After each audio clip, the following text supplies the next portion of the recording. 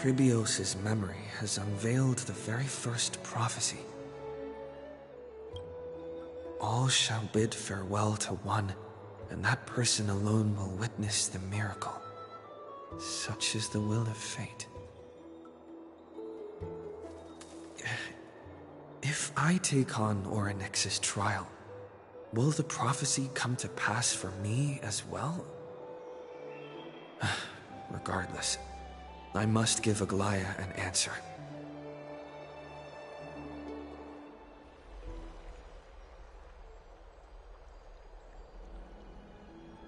Ah, it's you, Cass.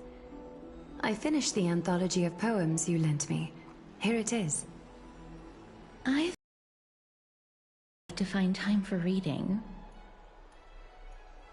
Precisely because of these obligations, I felt compelled to read it swiftly.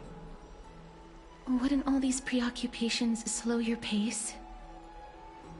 On the contrary, knowing that time is limited can push one to overcome their limitations. The weight of these responsibilities seems to have enhanced my reading efficiency.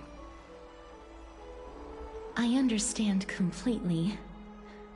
During my time at the Grove, the closer exams drew, the more efficient I became at tackling everyday mundane tasks. Anything but my actual studies. Precisely. As I remember, you and Phainon were both disciples of the new Sporists. I assume that Anaxa's exams were as unreasonable as the man himself, correct? The courses Professor Anaxa taught were Introduction to Alchemy and History of Mythology. And to be perfectly honest, those two courses were the students' greatest nightmares. The history of mythology, taught by the blasphemous great performer himself. I can imagine their fear.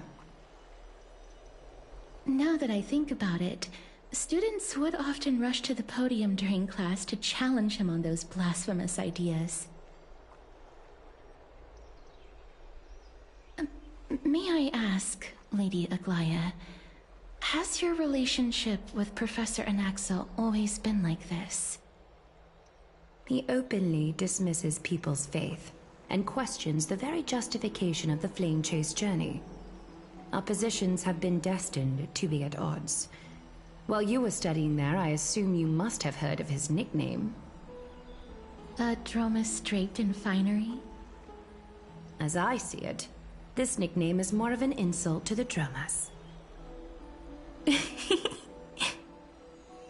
Despite his insufferable arrogance, I do hold a certain respect for his nature as a scholar. To remain true to his principles, he is unafraid to stand opposed to the world, and that requires considerable resolve. Anaxagoras' life is almost like a satire. As a Chrysos heir, he refuses to heed the prophecy, while he disrespects the gods. The gods have chosen him. He was indeed chosen by Circes. Is something weighing on you, Cass? The golden thread is quivering. I sense there's more to this exchange than idle chatter. With all due respect, I'd like to know what you plan to do with him. In light of his assistance in the battle against the Flame Reaver, I am willing to grant him some time to find a way to remove the core flame. However, if Anaxa decides to make any move that places us in danger, I will not hesitate to take extreme measures. Just as I feared.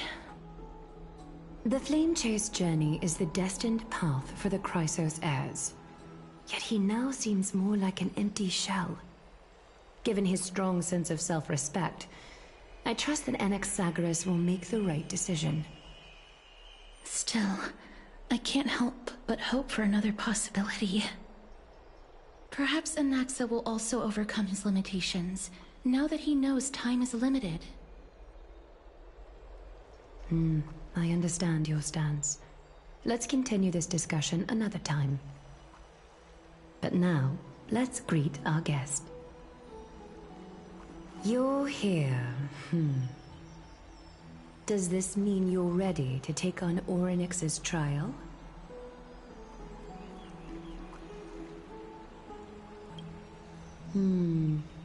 It seems that this sacred beast is just as indispensable, given their intricate ties to the Titan. Memmy mem, memmy mem mem mem mem, memmy mem memmy mem. Surrendering the core flame is a Chrysos heir's duty. Your selfless assistance is deeply appreciated. However, I urge you to carefully consider the risks of accepting the trial. Becoming a demigod means forsaking your humanity. You will inherit Orynyx's divinity and bear the time of Amphorius, all on your own. From that point onward, your fate will be forever intertwined with ours, never to be separated again, until the end of Genesis.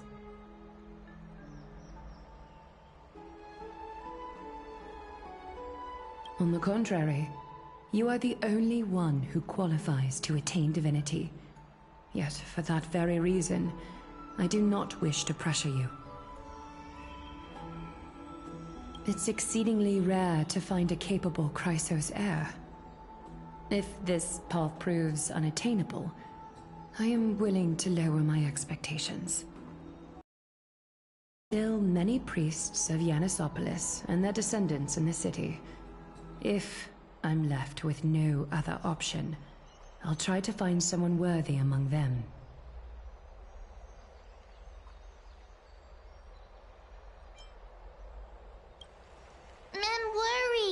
Memmy, memmy, mem. Memmy, mem, mem, mem. Memmy, mem, mem, mem. Mem, memmy, mem. Mem, memmy, mem, mem, mem. Hero. Memmy, mem, mem. Mem, mem, mem, mem, mem, mem. Memmy, mem, mem, mem, mem, mem. Mem, mem, memmy, mem, mem. Mem, memmy, mem, mem, mem, mem, mem, mem. Mem, mem, mem. Memmy, mem, mem. Mem. It looks like you know that Titan rather well. Memmy mem mem. Memmy mem mem mem. Memmy mem mem mem mem. Memmy mem mem mem. Memmy mem mem mem. Memories that exist outside of your own experiences. I can't explain why, but I can vouch for Mem's words. When I was in the abyss, I heard the Titan's groans, full of pain and grievances, yet without any ill will.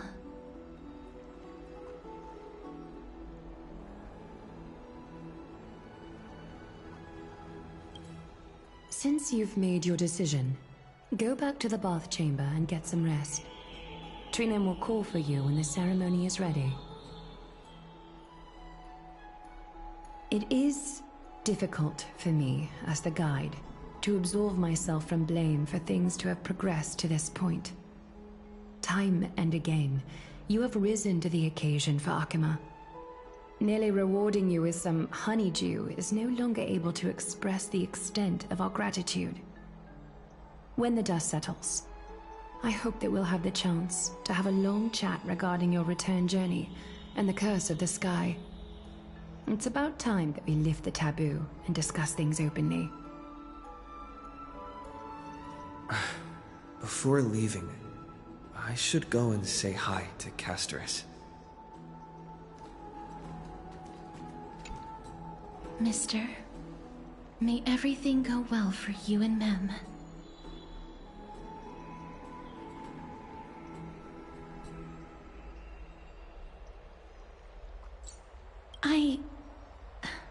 It's nothing. I only came to discuss some matters with Lady Aglaia. Previously, I lent her an anthology of poems that Lady Trianne had gifted to me. Tracing back, this anthology was something left for Lady Trianne by a bard before their passing.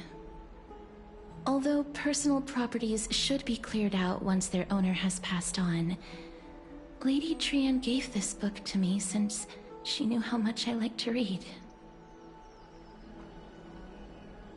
It just contains an allegory. In a faraway land, in a city known as Styxia, a dragon corrupted by the black tide descended one day, swooping upon the city like death itself. It swallowed the princess of the city whole before it was suppressed. After taking down the evil dragon, the warriors discovered that the princess's life had already met its end. Overwhelmed by grief, the queen hired an alchemist to resurrect the princess using the dragon's flesh and blood.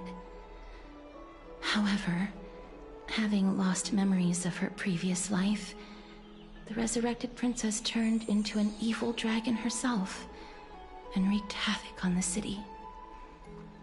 As a result, the prosperous Styxia met its demise.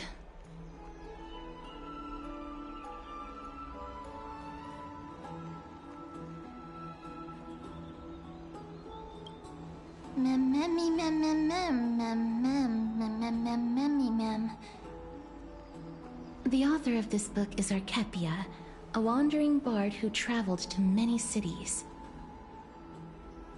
Among the things she left behind are poems, dictionaries, and many tragicomedy scripts.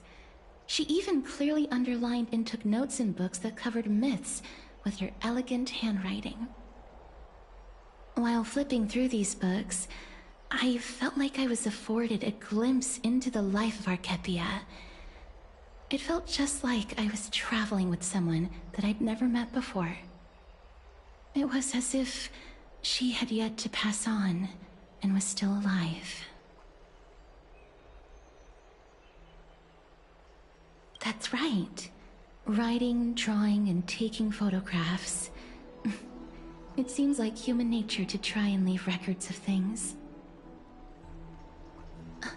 Speaking of taking photographs, when I was helping you to take the photo previously, I did not look through the photos in your photo stone out of courtesy. But I'm also very curious about the story of the Rosy Celestial Maiden. Despite having visited many cities in Amphorius, I still understand nothing about the world beyond the sky. If there is an opportunity... forget it. Let's talk about this in the future. For now, I only hope that you'll be able to complete the trial safely and obtain Orynyx's blessing. I don't think there's anything else to do here. Time to go back and talk to Danhan.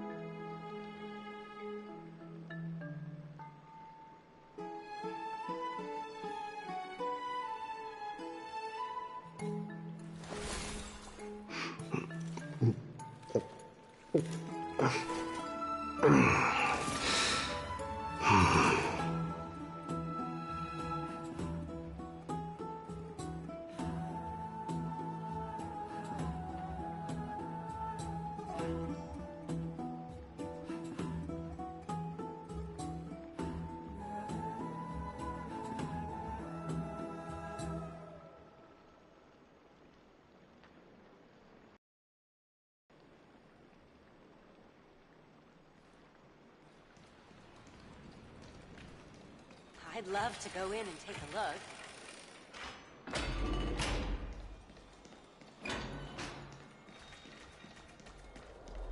A citizens' assembly? That's right.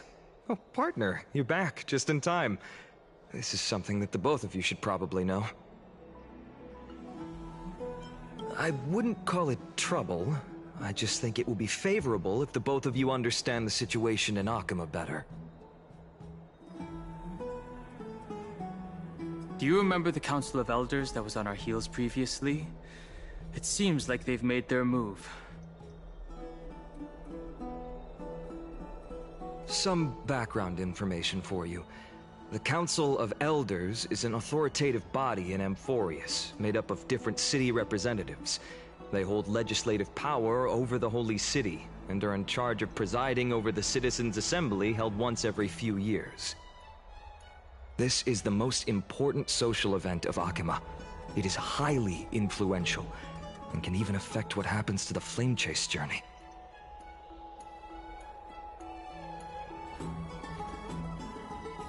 Despite her vision and wisdom that spans across thousands of years, even she cannot win over the hearts of everyone.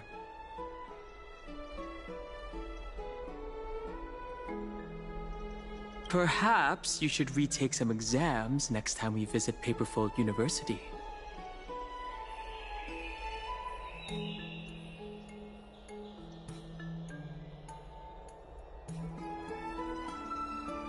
Every 5 to 10 years, the Council of Elders organizes a citizens' assembly at Dawncloud. During the assembly, the representatives will vote on major issues, such as whether the Chrysos heirs led by Aglaya should still hold the right to govern the Holy City, and whether the Titan's conquest should continue. It sounds like some sort of system to balance the heroes and the mortals. That is correct. However, the problem lies in the fact that there are ill-intentioned extremists in the Council of Elders. They view the Citizens' Assembly as a way to restrain the Chrysos heirs, and hope to take complete control over the Flame Chase journey. We can refer to them as the Opposition. During the assemblies held in the past 100 years, the voices supporting the Opposition have been growing stronger in the shadows. It's only thanks to Aglaya that the Flame Chase journey has been able to continue to this day. The Citizens' Assembly is just around the corner, but this time, there seems to be a new variable to the situation. No. Although we might be mentioned, the Council of Elders has another target in mind. I'm afraid that the Council of Elders might want to take advantage of Professor Anaxa. Aglaya will surely take back Circe's core flame, but with Anaxa's current condition, it's so unique that nobody knows how taking the core flame away from him will affect him. He has always been someone that is only concerned about his own research. I'm certain that he must want to escape from the monitoring of the Golden Thread and protect himself. If the Opposition were to offer an olive branch at this time... You suspect that he might betray the Flame Chase journey and defect toward the Council of Elders? Anaxa has never believed in the prophecy, so technically it cannot be considered a betrayal. However, he has taught many Chrysos heirs, and has long been considered an important ally of Akima. I truly do not wish to see comrades turning on one another. I have a better understanding of the full picture now. Is there anything that we can do? As I believe in his character, I plan to plead with Aglaya and try to buy more time for him. Then, the greatest way in which you can help is for you to know what I am fighting for. We understand. Thank you for being honest with us. Things are piling up again. You and Mem are tied up with Ornyx's trial, while I'm preparing to visit the Grove to uncover clues about the world beyond the sky.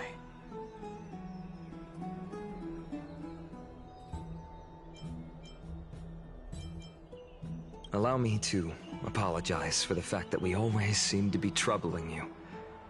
I hope that Ornyx will show more benevolence and be more accommodating. I remember that they seemed quite fond of you back in the Abyss. Go and rest and regain your strength. We'll meet at the Vortex in a few days. Oh, right. You can read this scroll if you want to find out more about the Council of Elders and the Citizens' Assembly.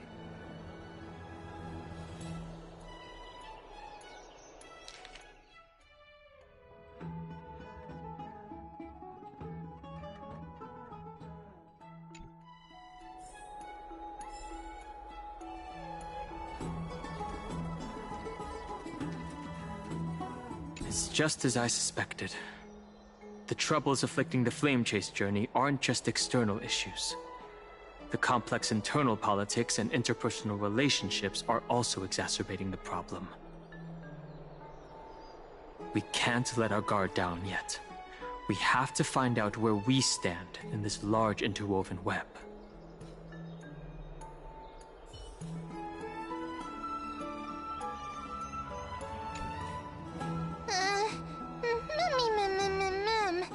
Nervous.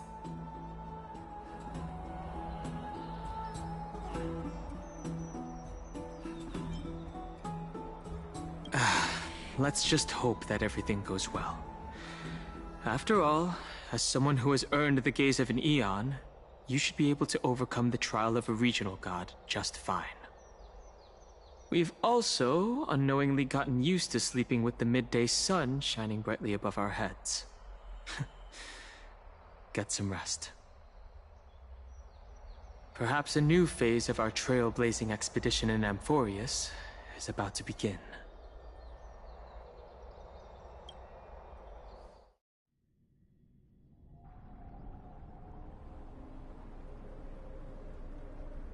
Esteemed one, Orynyx's vacant totem awaits.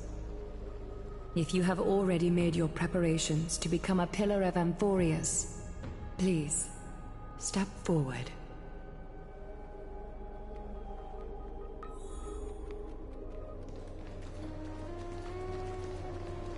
Little Gray and Mem, thank you. Your resolves cannot be questioned. We praise your pure selflessness and courage. May Kefali light your path forward. Get ready to assume Orynyx's divinity, Trailblazer.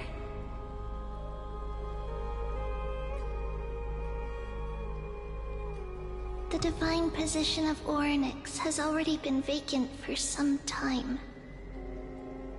We can feel the space of the trial closing. As there isn't much of their soul left, we'll have to complete the ceremony before their soul completely dissipates.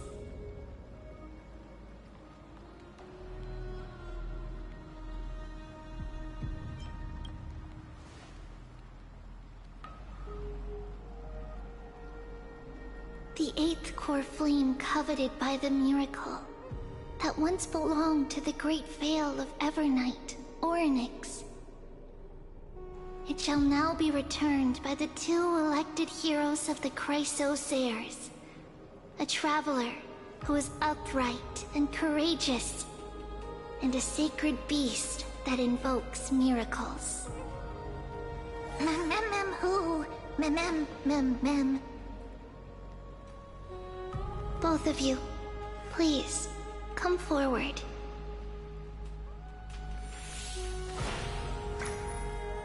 Recite along with us.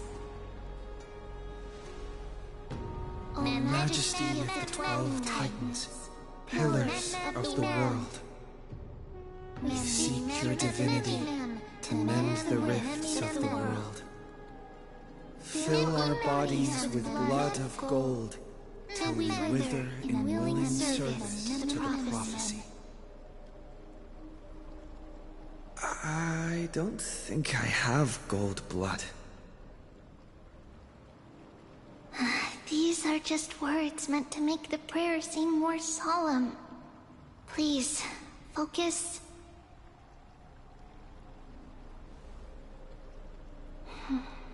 And surrender the core flame.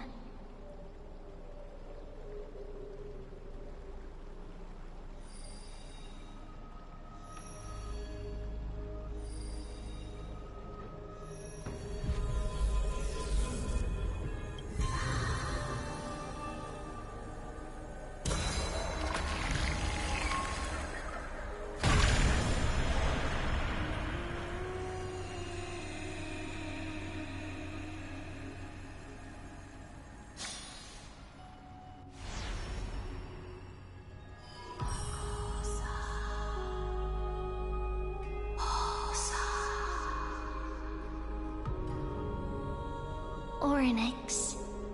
Their soul has been waiting for a long time. Perhaps They're also quietly waiting.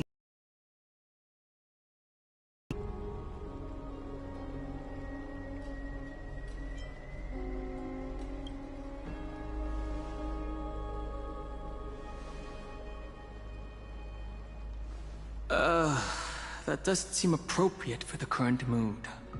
So let's just leave the farewells for next time. Don't worry, you're tougher than I am, right?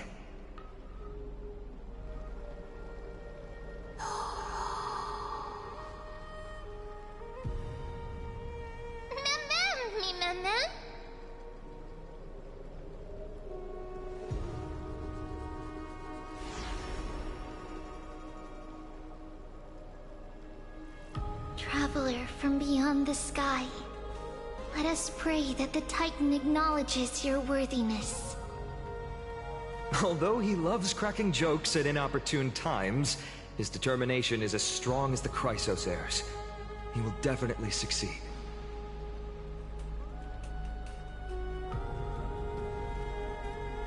While he's away, I would like to have a chat with you, Aglaya.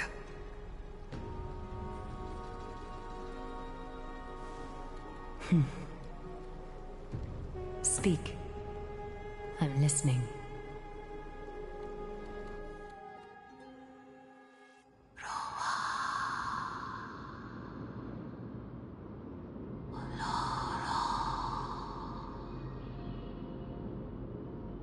Slap, slap!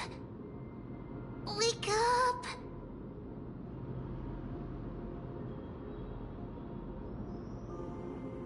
How is it? How do you feel? Right? I think that it's amazing, too! Testing, testing, 1, 2, 3! Testing, testing, 1, 2, 3! I have such a cute voice! It must be because of all the memories that I collected. They allowed me to grow beyond expectations. Also, listen. The words of the Titan are becoming clearer. Mother...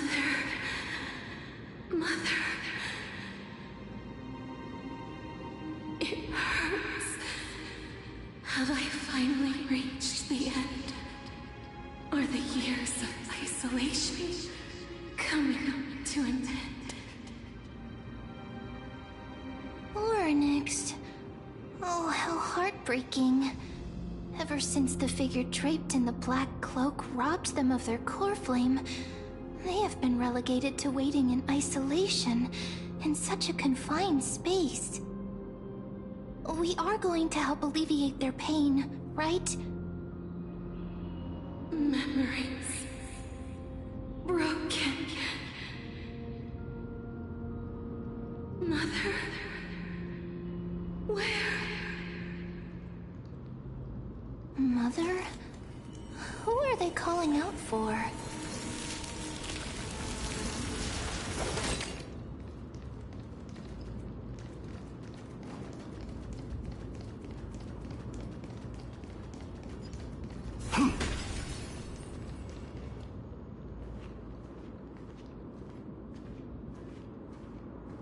You...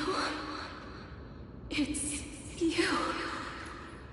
I remember you. Skyfather has gazed upon you. Mother is calling for you.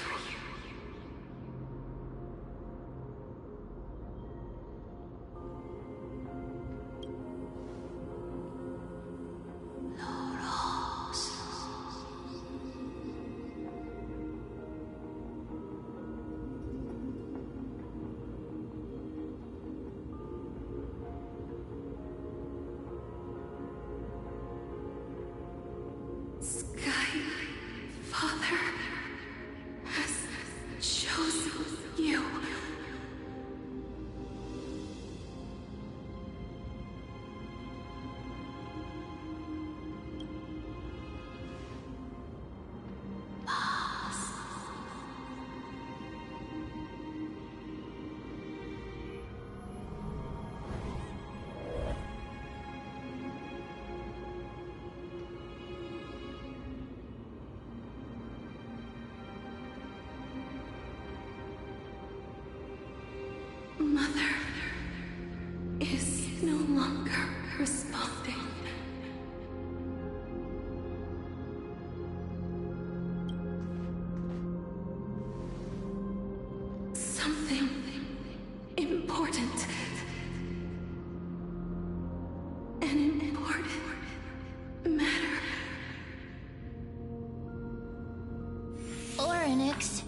Listen to me. Aren't you tired? Throughout the long years, you have always been protecting the fate of Amphorius. Each time people draw strength from within their memories, every single ripple falls onto your shoulders. There's no need for you to bear this any longer, Orynyx. From today onwards, someone else will bear time on your behalf. This is why we have come. Freedom. Freedom. I want freedom. Oh, poor child. Everything will be fine. Let us help you. You can have a good rest now.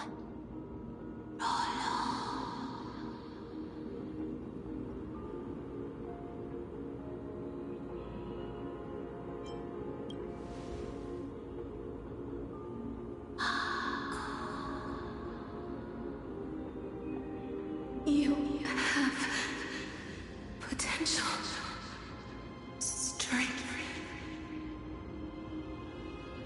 willpower, powerful, and tenacious. But you lack something. Just one thing. Lacking something. What is it?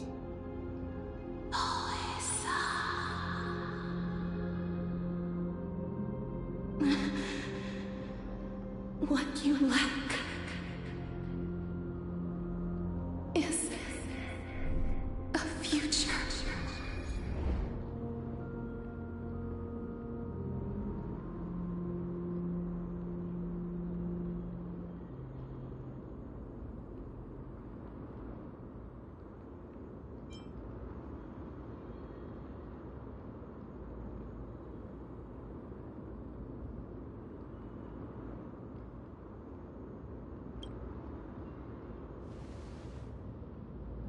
Future?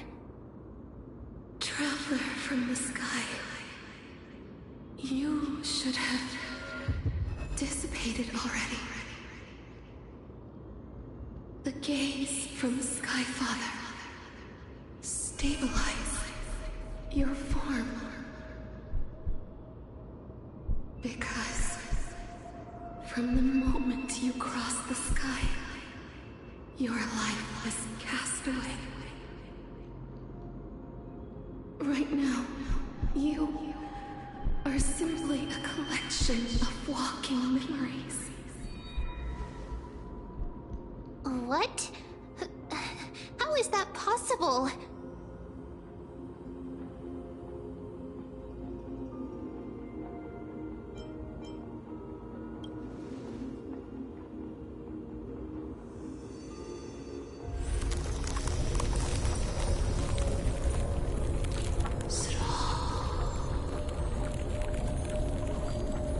The space is collapsing.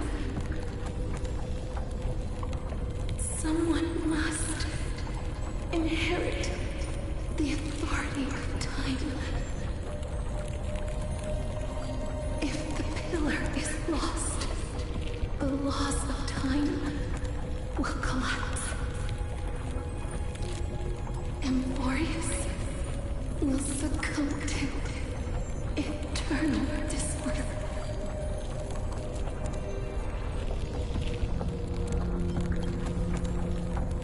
Time never compromises, never bears grudges,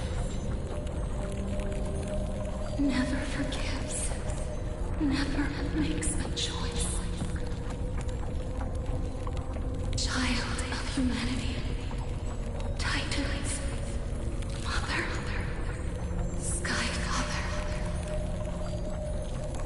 Time restrains everything that exists in this world. Orynyx's divinity is dissipating? Is the trial coming to an end? Pathstrider of remembrance, my strength, I shall entrust it to you. The fate of the world, if you wish to, save it. Go and find your future that has been stolen. Even if that means you'll have to cheat death. You'll have to challenge that hand of shadow clasped with unyielding fingers.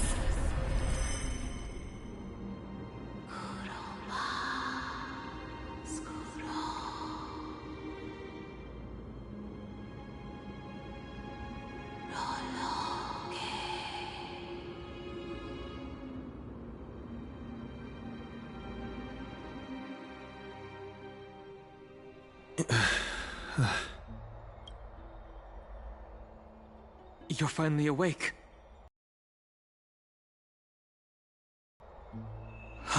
I'll keep it simple. You succeeded. Orynyx has entrusted you with their divinity. Now you're no different from a demigod of Amphorius. However, Mem has told me about what happened during the trial. They are still explaining things to the others and told me to bring you back to your room to rest first.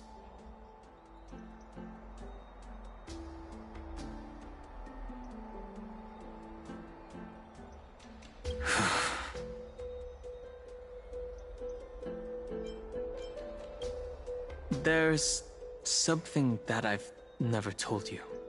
When we landed on Amphorius, our car was pierced by Nikodor's lance. Do you remember? Back in the ruins of the Abyss, this is what I said. You passed out when our car got hit. I blacked out too, but not before dragging you out. It's a good thing we were in the car, or we would have been crushed to pieces. Actually, my account kind of made light of the situation. What actually happened was much more complicated. You were severely injured back then, with several wounds still bleeding profusely. I struggled to carry you out and used the last of my strength to stem the bleeding. But then, I was also hit by a falling rock and lost consciousness. The last time I checked, you still weren't breathing.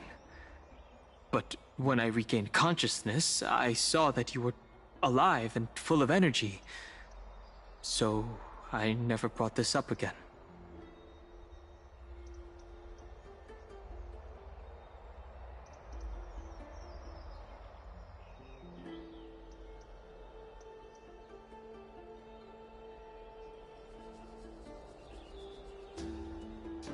I'm not sure whether the gaze of Fuli has anything to do with this matter.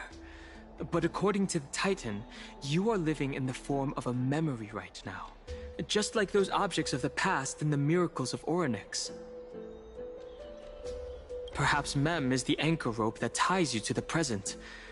I had assumed they couldn't stray too far from you, but the truth might be the exact opposite.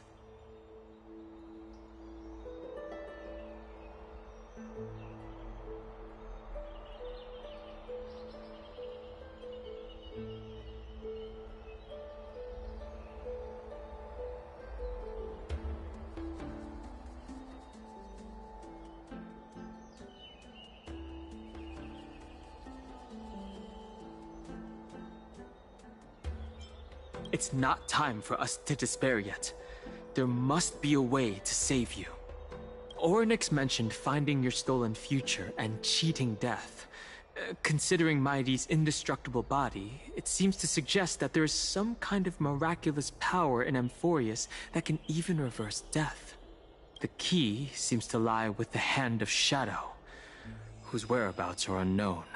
Hey, are you alright? I heard you two talking about Thanatos. Cass is also very concerned about the warning.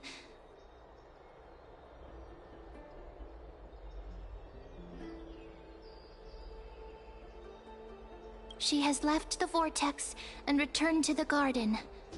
Shall we go and look for her? Thanatos is the Titan that Cass has always been looking for. Regardless of whether there are any clues, there's probably no one else that understands death better than her. Let's do that then. Oh, right. There's something that I have to tell you. The Chrysos heirs already know everything that has happened to you. I was too worried, so I told them everything. Please don't hate me, okay?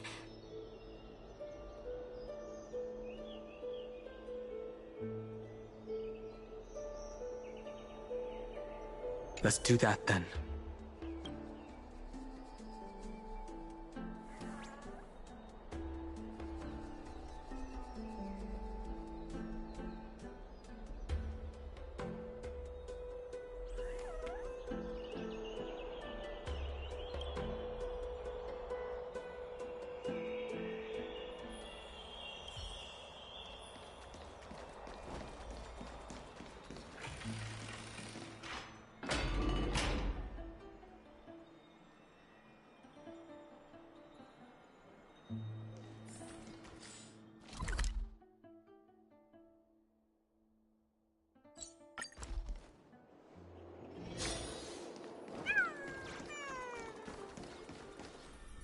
Mister, I'm right here.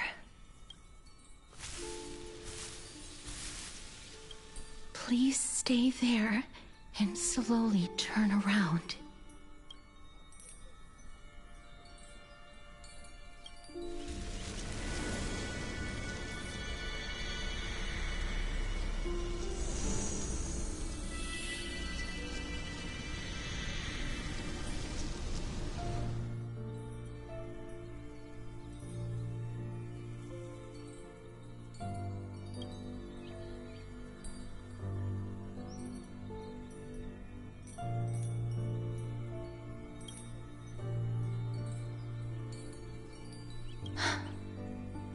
Please pardon me.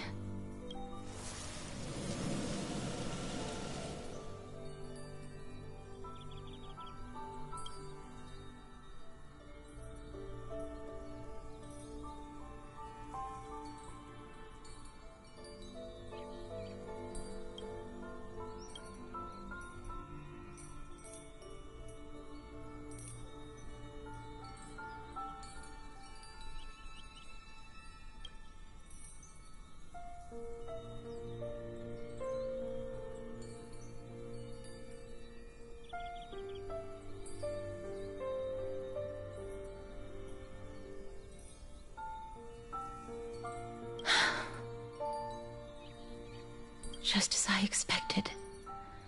I cannot feel anything. Back at the Grove, I was puzzled as to why you were not affected by my curse.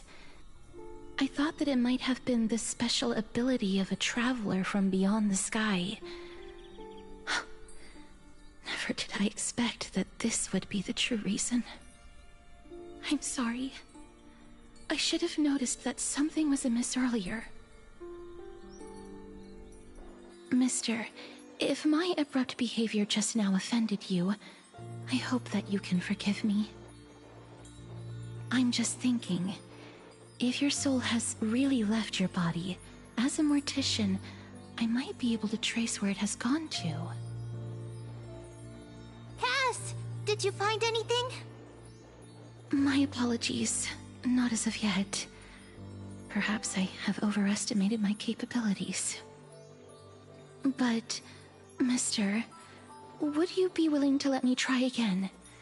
This time, I'll increase the area of contact slightly. Perhaps the result might be different this time.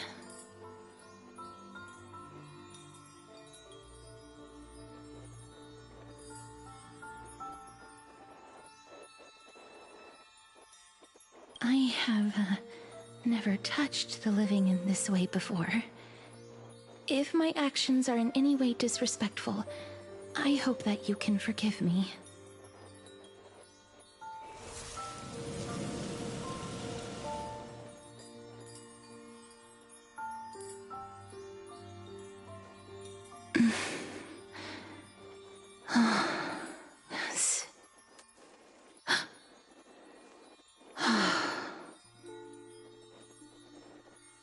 I seem to have caught a glimpse of something. Your soul is currently roaming someplace and cannot find a way to escape. But perhaps it might not be a bad thing. If your soul is still wandering around, it means that we still have time. We have a chance to find it before the fingers of Thanatos sweep everything away. Clues. Just a few more. I need more guidance. The connection has been severed. With my strength, I'm not able to trace it. It was me. I was a little too hasty. Don't worry, mister. Although we currently have no leads, I will do my best to search for the whereabouts of Thanatos, bring back their core flame, and personally return to you the life that you have lost too soon. I know that I'm lacking in confidence, but I hope that you can keep this promise of mine in mind. Before I manage to deliver on this promise, please do your best to hang on. Amphorius needs you. Lady Aglaia and Lord Finon are currently discussing some matters in the paths. They're worried about you too. If possible, please go there and let them know that you're well. Although, I don't actually know whether your current situation can be described as well. Also, please accept this Styxian fable. Reading can help one to focus and relax. I hope that reading this can help tide you through this difficult period. More species are disappearing.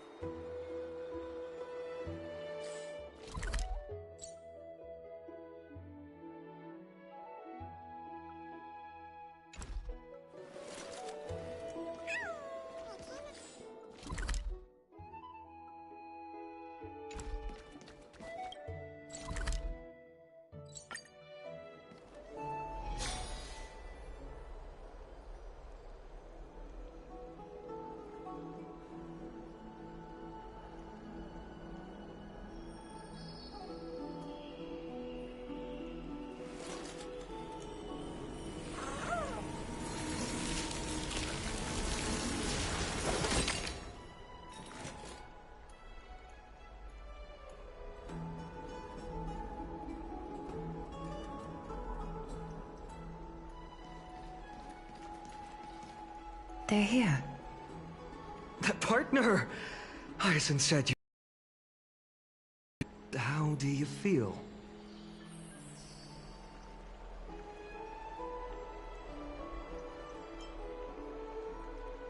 That's the medical prowess of the Twilight Courtyard.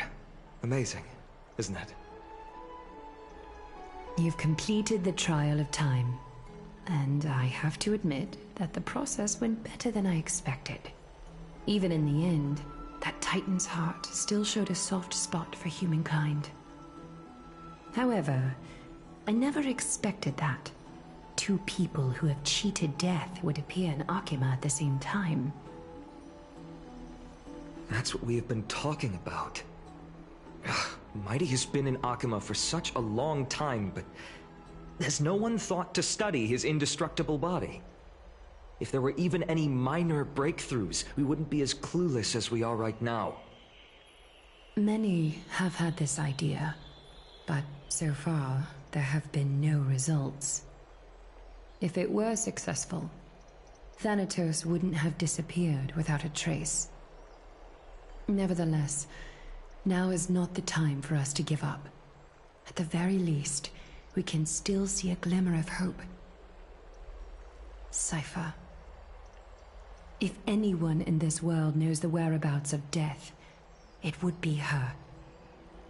I'll try and get her to return to Akima, but do be prepared for a less than ideal outcome.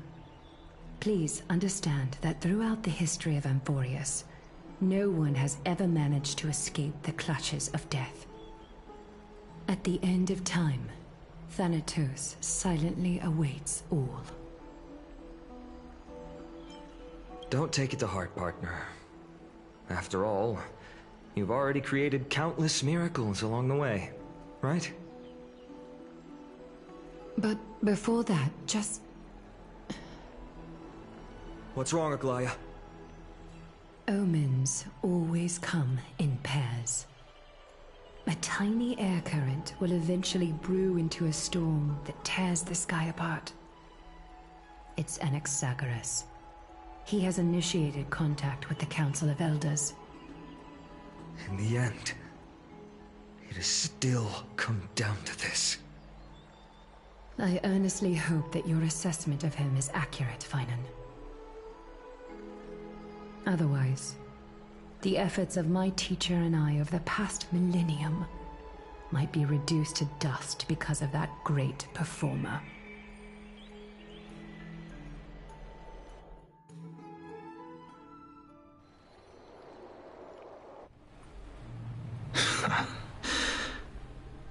I'm back here again. I remember this dream. This realm is covered in a silk-like fog, and the land is barren and harsh.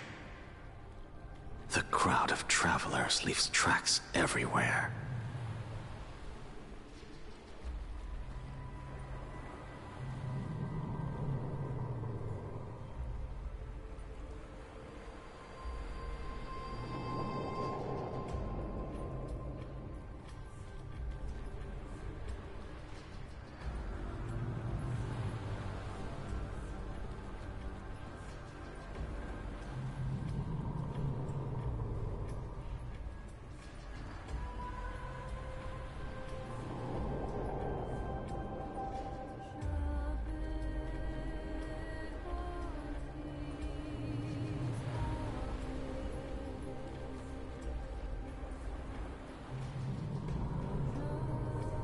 Hey! Excuse me! What is this place? Where in Amphorius are we?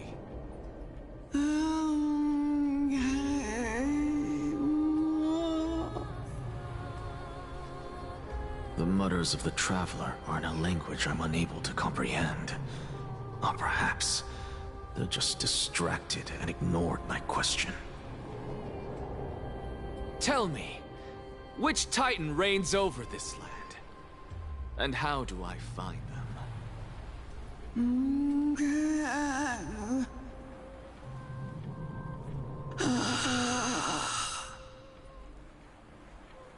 Hand of Shadow.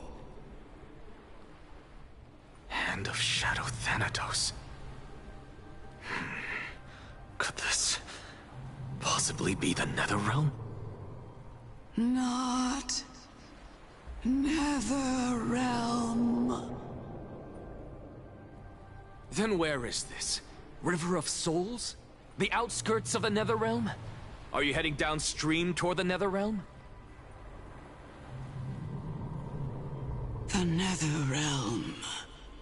Nothing but an illusion. Titan rejects you, me. Listen. What? The Traveler lifts their wrinkled fingers and remains silent. I look in the direction they are pointing and listen closely. There. A massive shadow brought the sound of rushing tides. The sound of tides. I can hear it.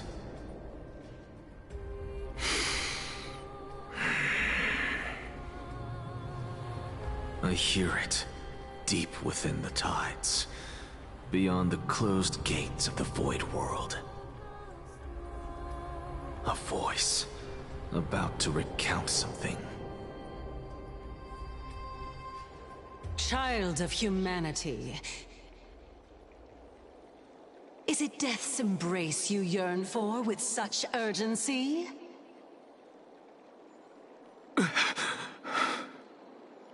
Oh, you have awoken. Welcome back to the mortal realm.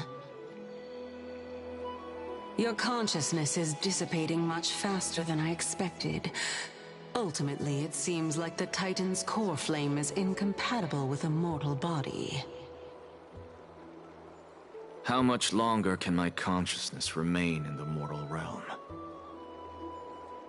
In my estimation, at best, you'll see 15 more entry hours. 15 days and nights. What is it? Are you finally starting to become attached to the mortal world now? On the contrary, 15 days feels a little too long for solving a singular problem.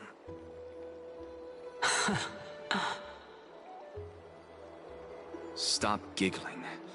It's time for us to go. The messenger from the Council of Elders is almost here. Let me ask you one more question. Are you really planning to betray Aglaya's will? What betrayal is there to speak of when I was never loyal to her to begin with? What about that white-haired student of yours? Acting so recklessly, do you not care about what might happen to him? There will be a price to pay for blind faith. This is also a lesson for Finan.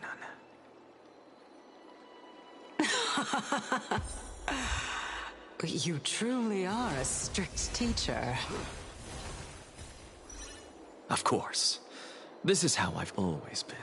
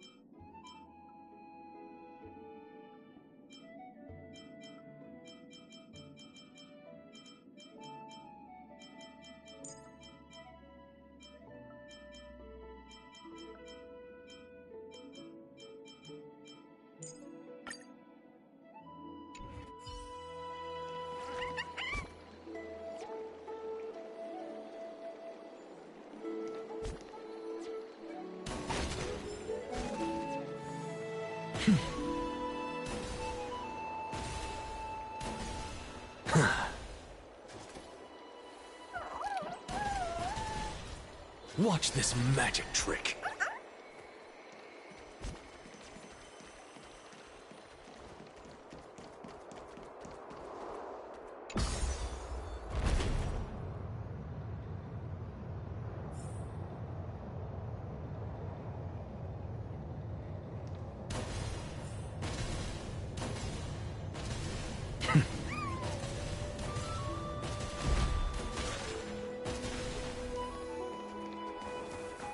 Sorry to keep you waiting, Lord Enexagoras.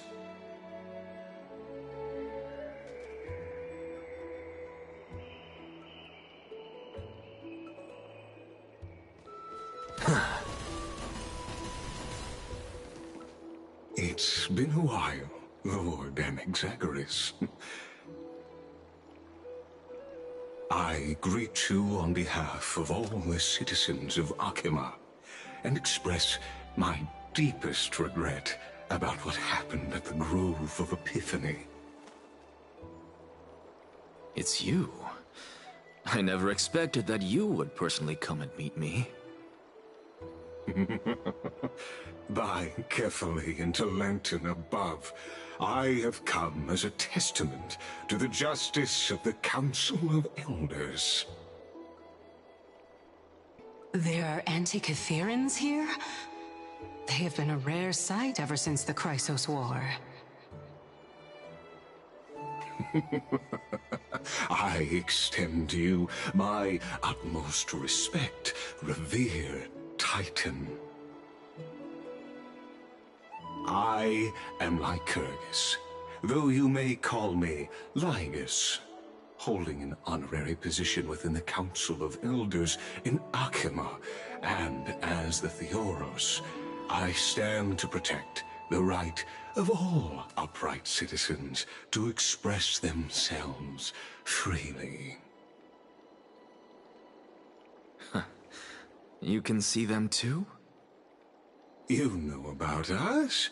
We Antikytherans perceive the world through the amplitude and frequency of souls. Just as I am conscious that Lady Aglaya is secretly listening in on our private meeting from afar, if necessary, Lord Enexagoras, I can sever the golden thread to protect your fundamental rights. The demigod should know better, for such is her station. Spare those poor threats, and just let her listen to my words. They shall serve only to unveil her own folly. May I interpret this as you having a countermeasure? I need not any plan, because she can do nothing other than petty espionage. As the Citizens' Assembly approaches, and with Orynyx's fall, any attempt to capture the core flame within me will only usher chaos and calamity. A truth she undoubtedly comprehends. While I, Enexagoras, serving as the Grove's special envoy to Akima's Citizens' Assembly, have long known the extent of your abilities. Let's forego the formality of asserting authority, Lord Lygus. Lead the way. Very well. Surely Lady Kindness would appreciate such assertiveness in an ally.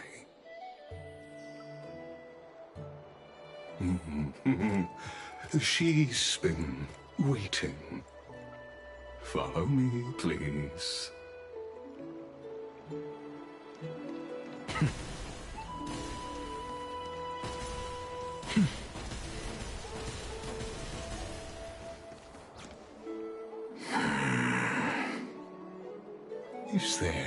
Is something on your mind, Lord Enexagoras? Nothing, really. It's just a question that I contemplate every time before I ascend to Dawncloud. For the Titans, does the falling equate to death? Ah, a pondering truly deep. Time is on our side. Do you mind sharing your reflections with me? While all living beings must ultimately face their demise, Kefali has yet to meet theirs. Their journey continues unhurriedly along this long path. Are you suggesting that Kefali may not have truly passed? Yes. For dying implies an ongoing process, an action, whereas death signifies a static state, a definitive termination. In contrast to mortals, Titans exist on a grander scale of space and time, thus elongating their passage into death. The notion of their fall is but a misinterpretation born of mortal ignorance. Ah, an intriguing concept, albeit challenging to substantiate. After all, Kefali has maintained a profound silence ever since the era Arasa, while scholars and priests alike have conveyed the message of the gods' imminent fall. Perhaps the gods, in their arrogance, deemed it beneath them to reveal their perspectives to mortals. Could you elaborate on your statement? Circes, the kin of the Skyfather as recounted in myths, now resides within my brain. Were I to inquire, Kefali would have no cause to refuse. Oh. That very well could be true. But what if the world-bearing Titan still chooses to remain silent? In that case, the myths crafted by the people of Amphorius are nothing more than pitiful jests. It's worth a try. I believe, and I'd love to witness the fruits of your theory and the change it may bring to this imperiled world. Because I completely concur with you. If the Titan has indeed met their end, any response from them would be impossible.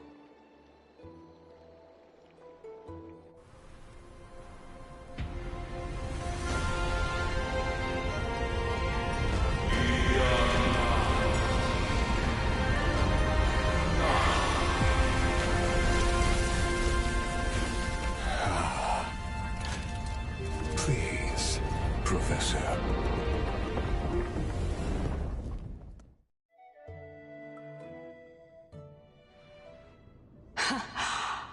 The children of humanity have indeed created a spectacle.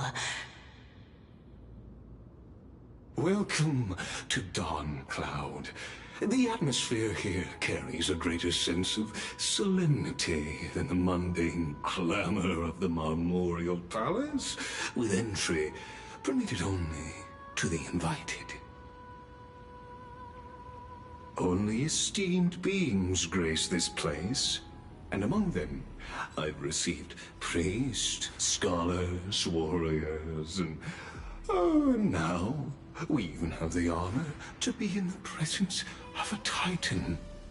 Oh, what a joyous occasion.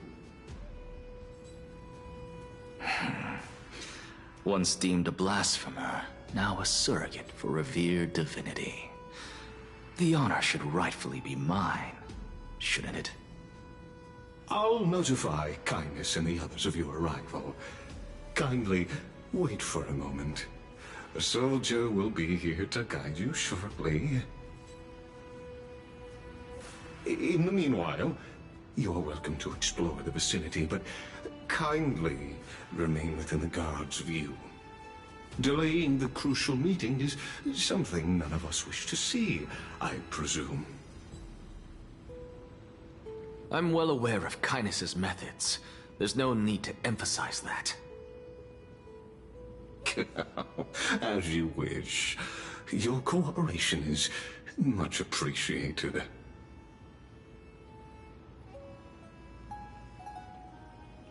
Alas, I had hoped for a brilliant plan from you, but it turns out you just left one cage to enter another.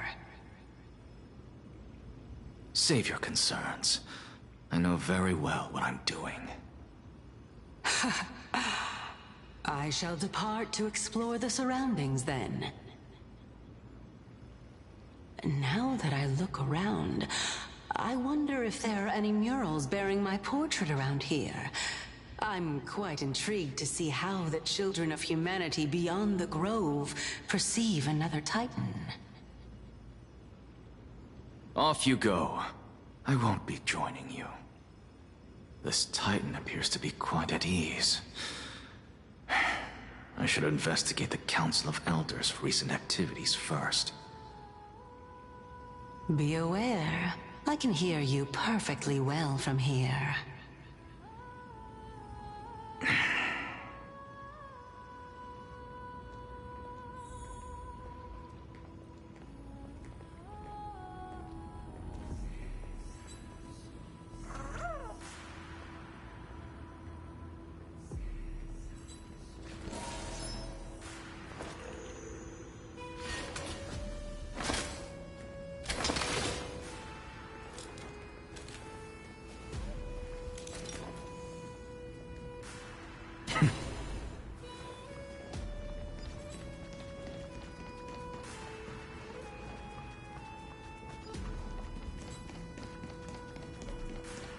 Professor Anaxa!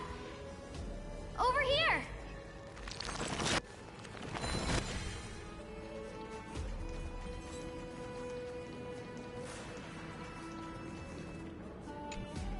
Professor Anaxa? Word has it that the scholars of the Grove valiantly perished resisting the Black Tide. To find you here safe and sound, thank the Fates. You could say it's the Fates toying with us. It's only the Crimnoans and Idonians who chase glory through death. But your survival is a victory in itself. I'd settle for that gladly. So, are you here to report the incident to the Council? I heard that after the Black Tide devoured the Grove, Akuma would be next in line, even with the demigod of strife standing alongside humankind. Tell me, how much does the Council of Elders know about the Black Tide? Once Kindness and her followers learned of Circe's and Orynyx's fall, they proclaimed in the council that the Flame Chasers could no longer stand against the calamity alone. Yet, when the Crown Prince ascended to godhood and repelled the Black Tide, she immediately altered her tune, declaring that all was resolved beyond Akuma, with the only remaining menace now being Aglaya and her adherents. They might well make their move at the upcoming Citizens' Assembly. No surprises there, those shifty opportunists. Thank you for your honesty, virtuous student. Being an opportunist could very well be a facet of wisdom. Shouldn't you be searching for murals of yourself? I've had enough of your prattling. I was really curious to see how you would find the middle ground between both factions, so I came to listen in. But it seems as though this Kindness is much more ruthless than Aglaya. If so, why do you want to work with her? Could it be that perhaps you've decided to readily surrender this hollow shell of yours, just because you feel like death is fast approaching? I'm afraid you'll be sorely disappointed if that's what you truly think.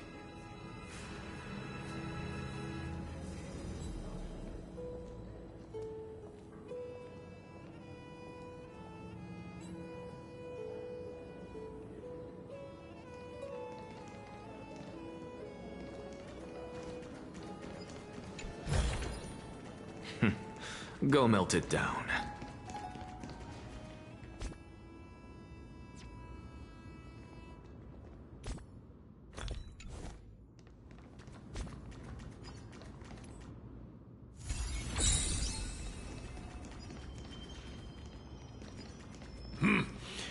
Even blasphemous scholars can come here, it seems. Looks like my presence here is quite unwelcome.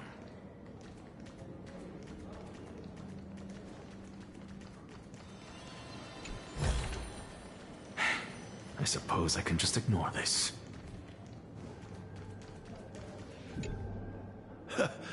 Anaxagoras, I thought that you had died to the Black Tide, just like the other scholars. As Kephales's priest, are you not aware of the decorum of respecting the dead? Surely you jest. You blasphemous heretics are not worthy of respect from the Supreme Being. Let me remind you that you're currently in Dawn Cloud, so you'd better keep your deranged language to yourself. I am no longer that altar servant from years ago, who could only acquiesce to the commands of others. Now, I have plenty of ways to deal with people like you. I'm not sure whether I should laugh or cry right now. I can't believe that a follower such as you could have been made by a creation titan. As I see it, a dead titan can't provide you with this level of confidence, right? Then who is it exactly? Could it be kindness? You. Seeing how fond of you Elder Kindness is, I shall let that slide for now. Leave immediately, and don't impede us from receiving the Supreme Being's blessings. Seeing as we were able to hear of this matter from the mouths of others, it seems that kindness is indeed quite sincere toward us. Perhaps this affair will proceed smoother than I had anticipated. Oh my, what a thrilling confrontation. As expected of one of Kephales's followers. Are you praising or insulting him? Praising him, of course. As a believer of the God of Deliverance, it is only natural that he detests evil. Didn't you hear me? I asked you to leave. Go as far away from here as possible. Don't mutter to yourself like some sort of madman and disturb my meditation. I've had enough of this. Could the 15th entry hour arrive any faster?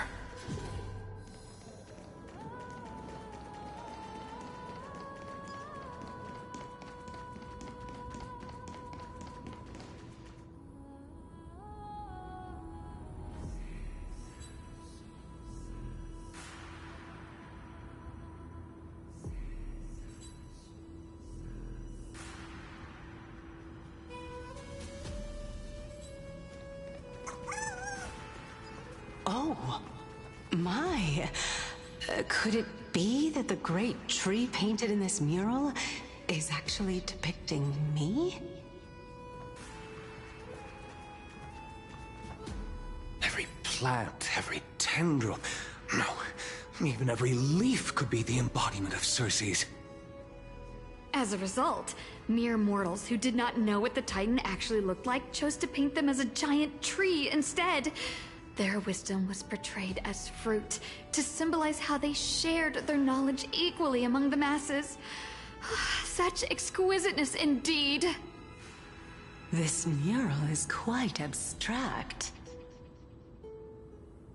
I really can't tell whether you are praising or demeaning yourself. Now I'm quite curious whether the Reason Titan has studied figures of speech before. Of course I find such stylistic devices interesting. For all we know, this could be the answer to the question, what exactly are we?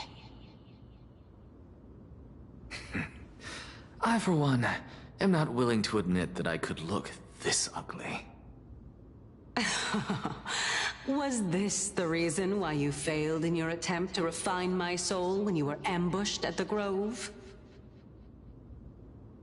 Since you are aware of this, why did you save me back then? From my perspective, this point alone was enough to separate you from the average person. How do two lunatics coexist in the same brain? Therefore, it seems that your journey to Dawnfloud this time is not just to seek protection. What, then, is the intention behind your actions? The entire plan is stored in my memory, so why don't you look there? Then don't mind if I do. 1 year old, 2 years old.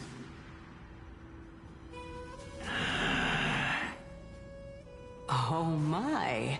Even a member of the preeminent Seven Sages must hug his Dromastal to sleep? How interesting. That's enough. How unusual. Your soul is actually trembling. This must mean that behind this toy hides a secret that nobody knows, right?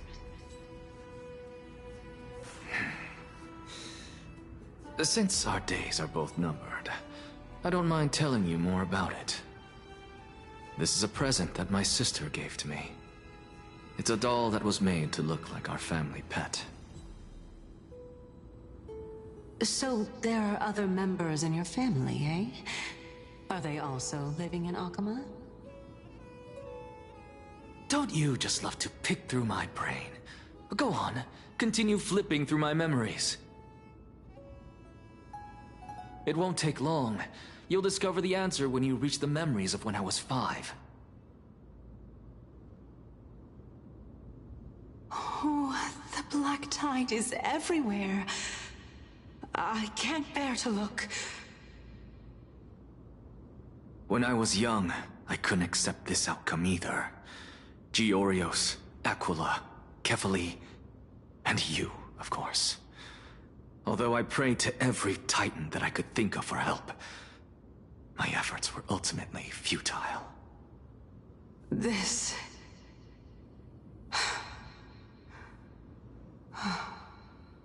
Could this be the inception of your research into alchemy? Indeed it was. Everything started from that verdant courtyard of yours. When I was pursuing my education there, I naturally also came to learn of Thelesis' theory as well. Oh, I remember that person. He was the one to come up with the concept of souls, right? Not only that, he also believed that life, as well as the composition, movement, and transformation of matter, all stem from souls themselves. This is why I thought that, since all living things stemmed from the same origin, why could I not sacrifice myself in order to resurrect my nearest and dearest? Anaxa, you... I did it, teacher! But this is absolute blasphemy. Regardless of how much freedom the Grove provides, such an act could cause you to be burned at the pyre.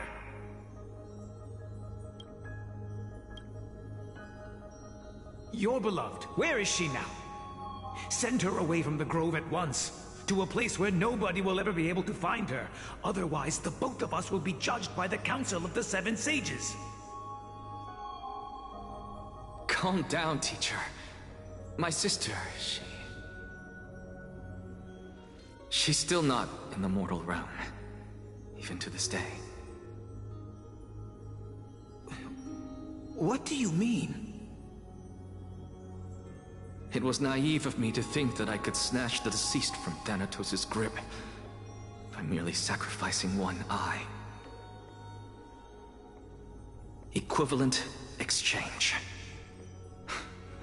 All I received for that price was but an opportunity to see her for one final time. Nothing more. Oh. Let it go, Anaxa. As one of my best students, I cannot watch you go down the wrong path without doing anything to stop it. Never do something taboo ever again. Don't disappoint the deceased, and never harm yourself. If you can do that, this classroom will still be yours, and you'll have a chance to live out your own life. Since I was able to see her one last time, I have no other desires. You're right, teacher. It's time for me to start a new life. I am sincerely glad for you, child.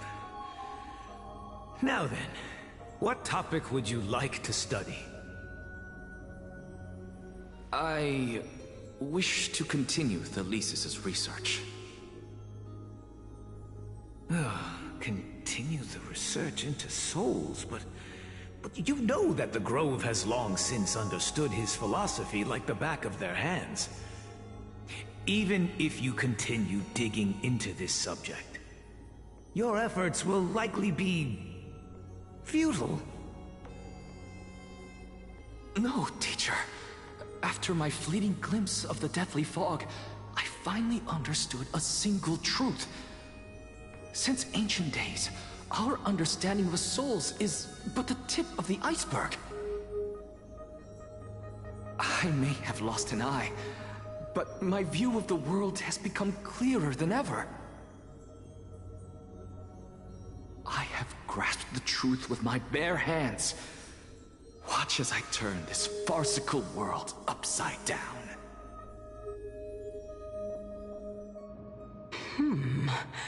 Who would have thought such a secret lay concealed beneath that hefty eye patch of yours? However, this story doesn't seem to be connected to your plan. In fact, I'd say that they aren't related at all. The answer lies within the tale. If even you cannot understand it, perhaps you should relinquish the divinity of reason to me. After all, it'd be a waste for you to hold on to it. My story ends here. Now it's time for you to tell me your secret. After all, this is what equivalent exchange means, correct? As expected, you laid a trap for me to step into. Unfortunately, even if I was willing to talk about my past, I may not know more about it than you do. Oh? Are you saying that the renowned Reason Titan is now admitting a lack of wisdom? Your followers are going to be sorely disappointed by this. Child of humanity, remember this. Being cognizant of one's ignorance is the greatest wisdom of all. Now I understand. No wonder you asked me to answer your random, nonsensical questions. Not only that, you're the only one who can shed light on my query. As the saying goes, onlookers see most clearly. Is that so? Lord Anaxa. I saw you muttering to yourself and was wondering whether you were caught in a delirium of reflective thought. I'm sorry to interrupt you, but time is of the essence. I have a message from Lord Lygus. Lady Kindness has met up with the Council of Elders and is awaiting your arrival, so please depart forthwith.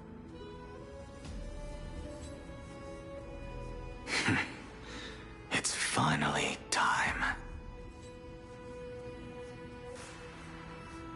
Carefully. The one who created the world and the one who bears the world.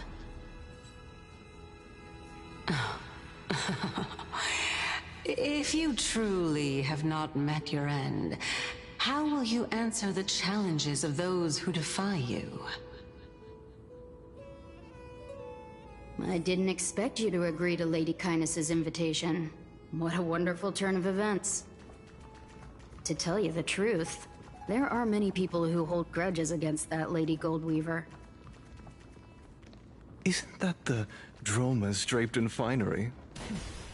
Avoid his gaze. I don't acquaint myself with blasphemers. Don't worry. He's too full of pride to pay us any attention. Your nickname is Dromas as well? You must really like those creatures.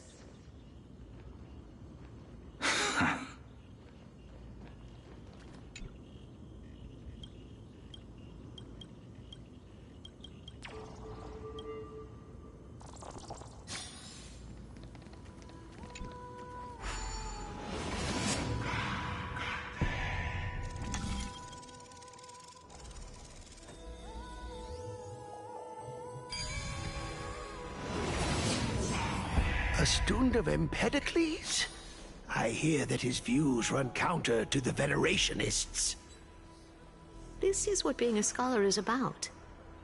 A collision of ideas only occurs when there are differences in beliefs. Lead to progress. Yet, in my view, there are only right and wrong perspectives, neither of which can coexist with the other. What radical thinking. I guess this is why the children of humanity always squabble with each other. How boring. You seem to be avoiding that Goldweaver person. Lord Lygus and Lady Kindness are just ahead. I'll take my leave for now.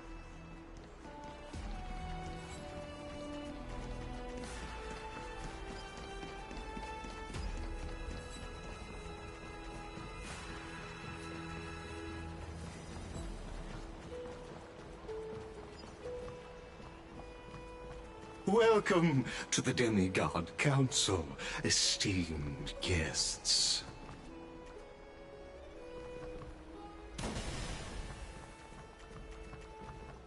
Lord Anaxagoras, oh, I've heard so much about you.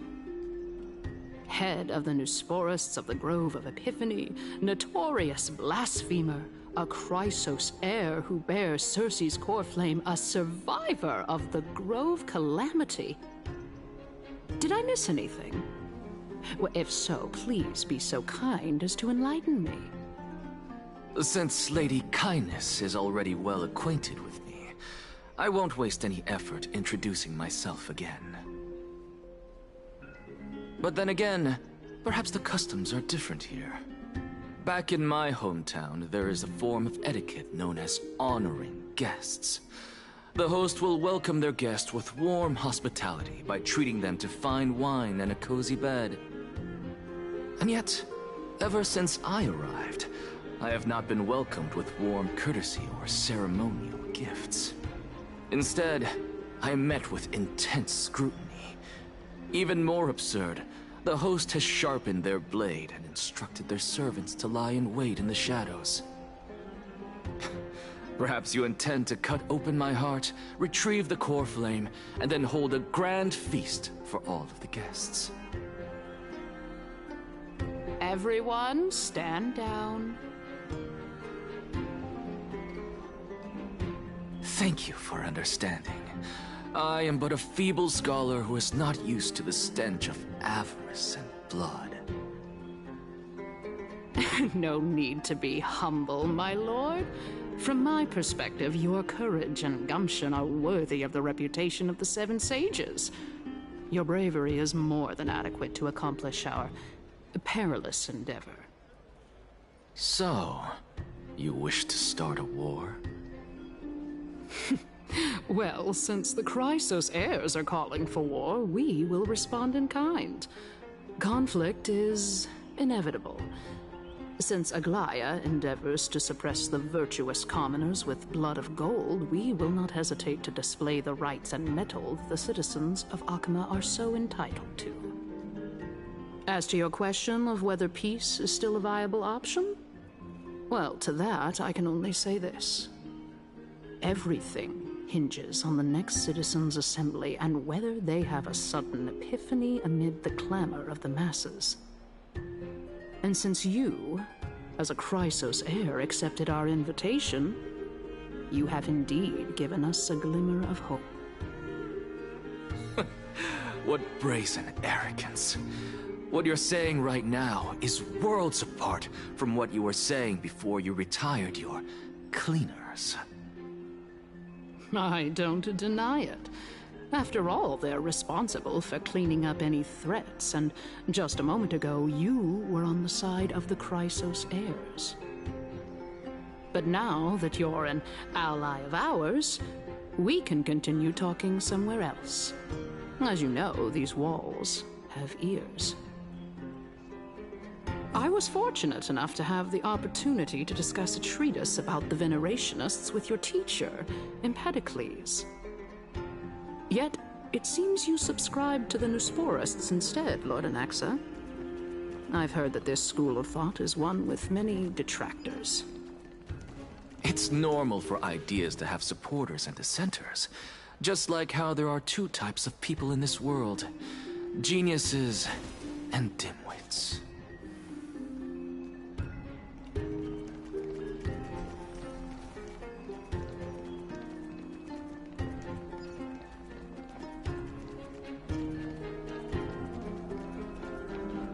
Welcome back to the hub of the Demigod Council, Lord Anaxagoras.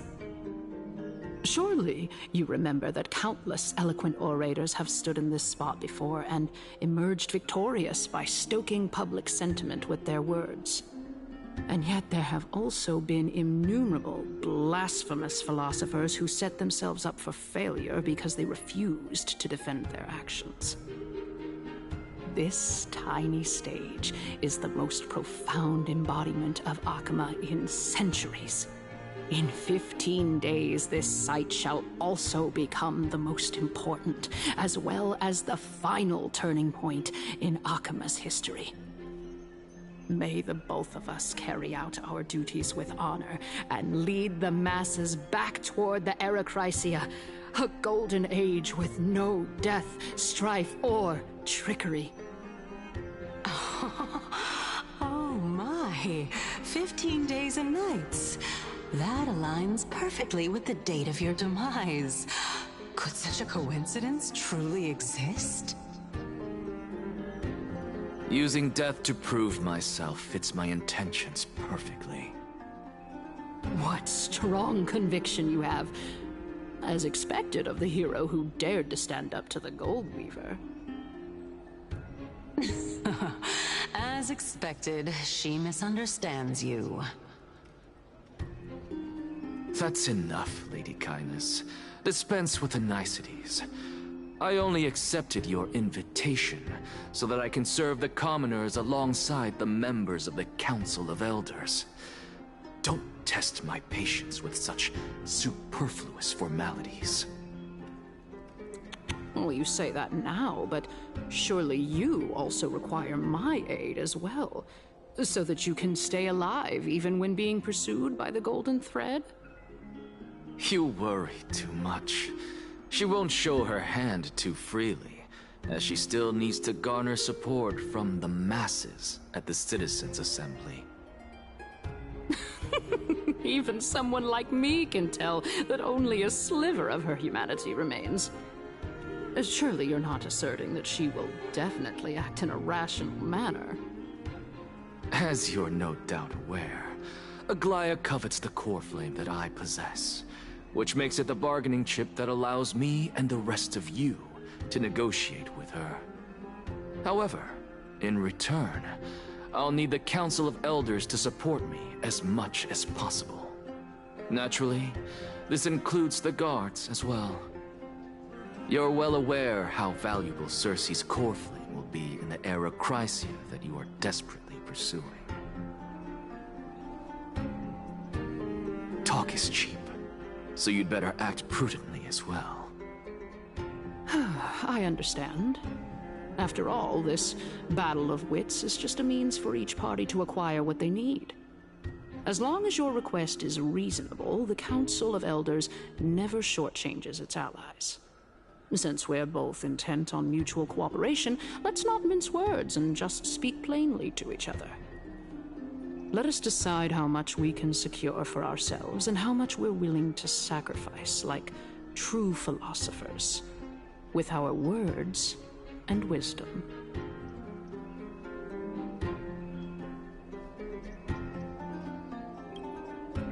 Continuing from the earlier topic, let us discuss our common enemy, Aglaya. She is the second most experienced Chrysos heir across the whole of Akama, who has gradually lost her humanity to the ravages of time and the ablation of the core flame.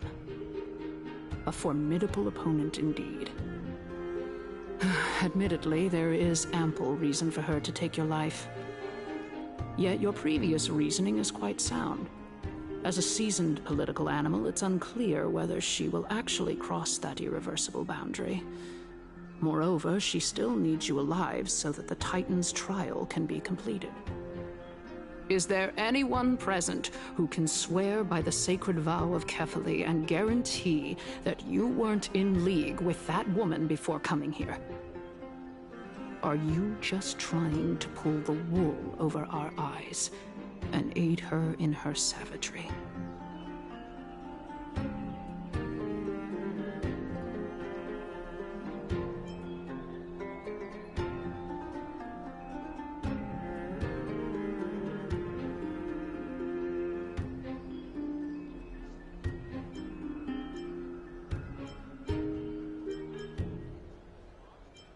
I believe you're aware of Castorus the Executioner.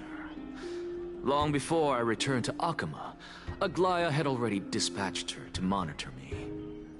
If I weren't able to reach this place in time, I would have been forced to meet Thanatos first. As compared to a comprehensive plan with uncertain results, if you decide to cut open my chest and remove the core flame, wouldn't that settle her nerves even more?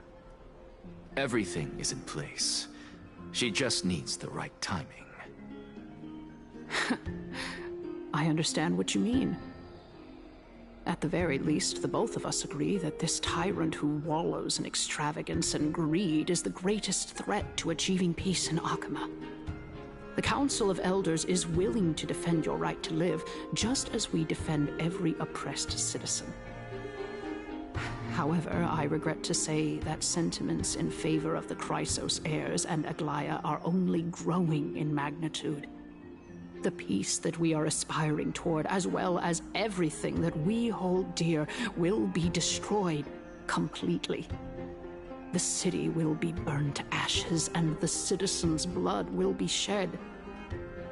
Tell me, what are you willing to do for our esteemed citizens so that of our fine city?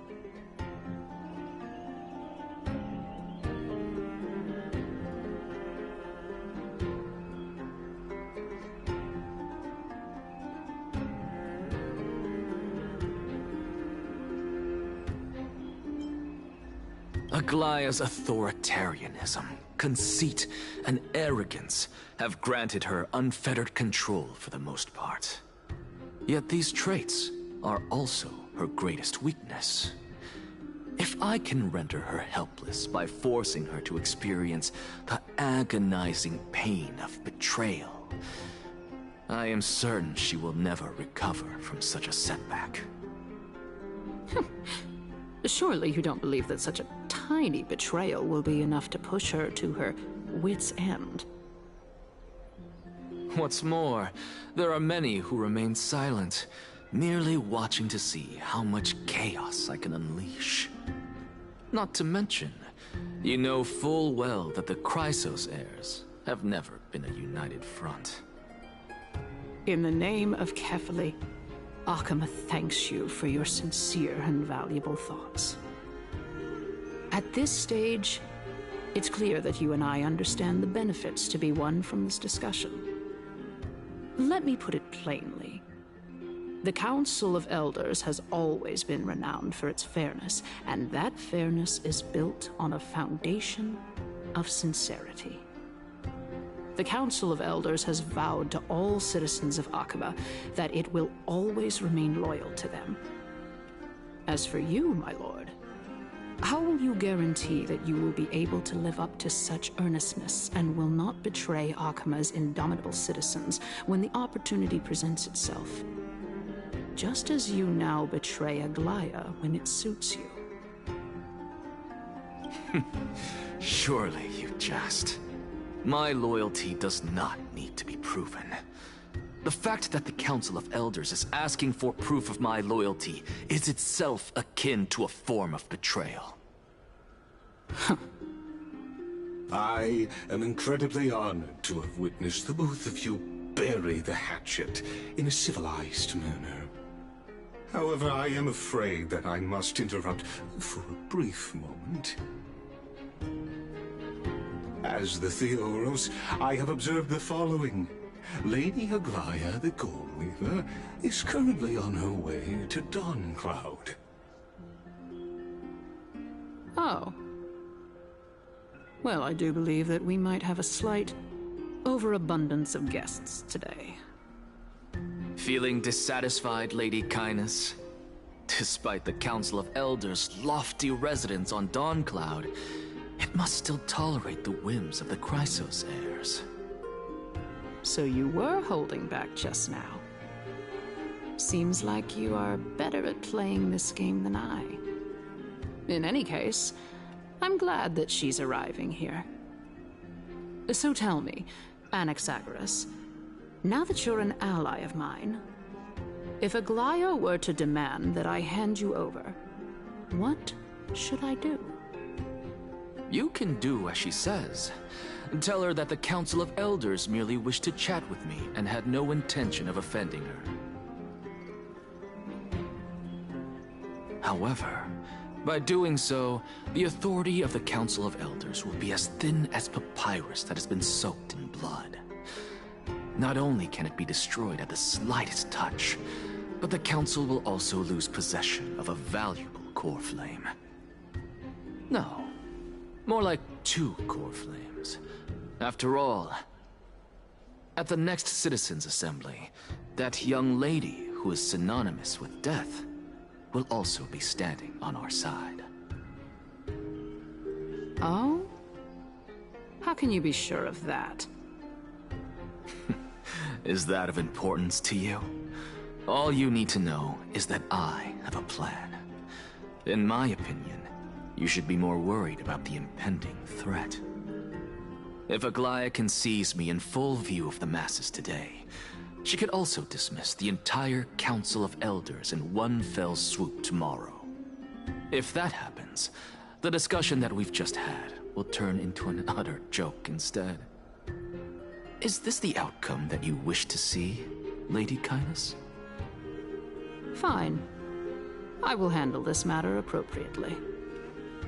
But you do best to remember this. Fool the people and karma will be on your tail. I'll overlook it this time, but don't count on there being a next time. Unless, of course, you crave cruel punishment and consider suffering the perfect state to ponder the true nature of souls.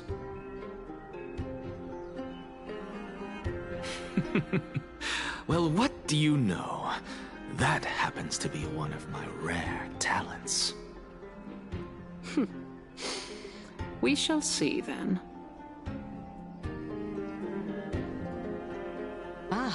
I've got to say that you've managed to really impress me again. But shouldn't you be going after more? Dying to know what I'm after, hmm? I mean, I'm the reason Titan after all. It is in me to ask and seek answers. Easy there. You'll learn the answer soon enough. I didn't bring it up with her purely because she doesn't have the means to give me what I truly want. It's as they say, onlookers see most clearly. The true masters of Dawncloud have always been the Theoros, who watches over everything.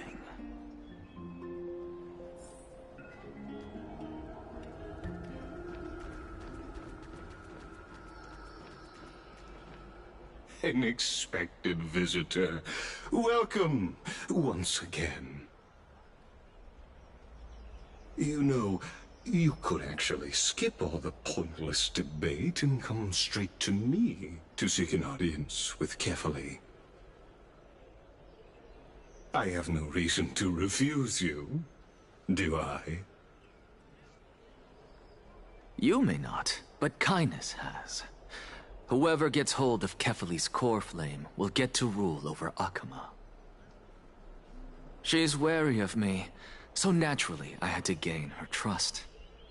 I would say that debate was not at all pointless. Very true. In my view, this individual has gone to great lengths to get close to Kefali. He might very well be plotting something nefarious against the Titan. Are you still willing to let him pass, knowing this? Yes, very much so. All living creations are always free to visit Kefali's transcendent vessel. This comes with being the World-Bearer. How convenient it is to be able to hear what they say. It is truly my honor to speak to a venerated Titan in person. Please, go ahead. Let me join you both on this journey. Oh, a bygone myth tells of an occasion where Kefali once answered their followers' questions on the peak of the Holy Mountain.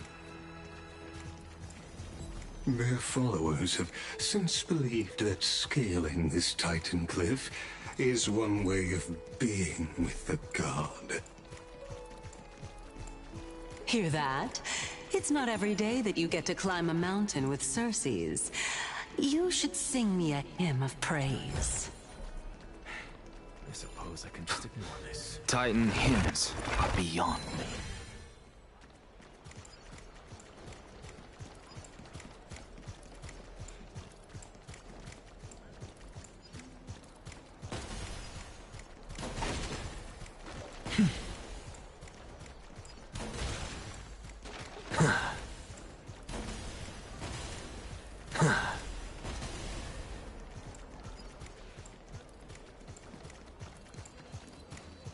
Go on ahead.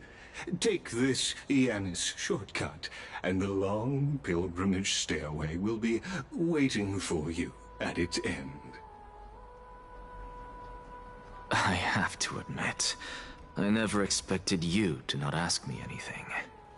Not even my motive. Because I know very well what it is you are after. As the saying goes, a gentleman helps others achieve their goals. I have a feeling that your theory will be validated at the end of this journey. I believe Kefali will not deprive you of your right to ask your question, especially now that you're on the brink of death. You must be closer to Kefali than anyone else. Wouldn't you agree? I hope things go as you say, then. Putting a child of justice into a farcical world is bound to turn it upside down. It is my hope that you bring a much-needed change to this world which is on the brink of destruction.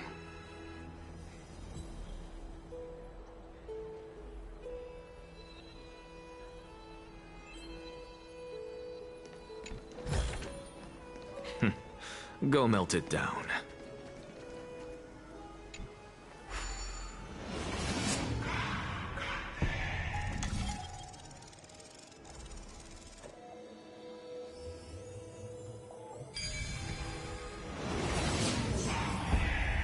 Honestly, this is my first time going up to Dawn Cloud's peak. What a splendid view. Isn't it about time you recognize the magnificence of us Titans? Well, I don't see how this place is different from those temples in the city. All they have are magnificent facades. And even though I've come this far, I'm still doubtful about getting useful clues from him. I must be getting ahead of myself to be expecting to hear something nice from you. Oh? Haven't you been in my head for some time now? It's high time you get used to how I feel about things. Alright, we're just a short hike away from Kefali. No time to waste here. So the intellectual debate from earlier was too draining for you, huh? If Amphorius gets a new lease on life, you should focus on strengthening your body and stop shirking social interactions. Save your concern. The Titan is in sight. Can you make it? Why? Are you going to carry me up if I were to fall now? I know how far I can go, so just hold your tongue and come along. Fine then. I guess I won't say any more. I'll just wait till your soul dissipates completely to gain control over your body. Wait. Who is that? Cersei's? Hey, look at that. Huh? What should I be looking at? Am I hallucinating? Or do we even get to see souls when we're close to dying?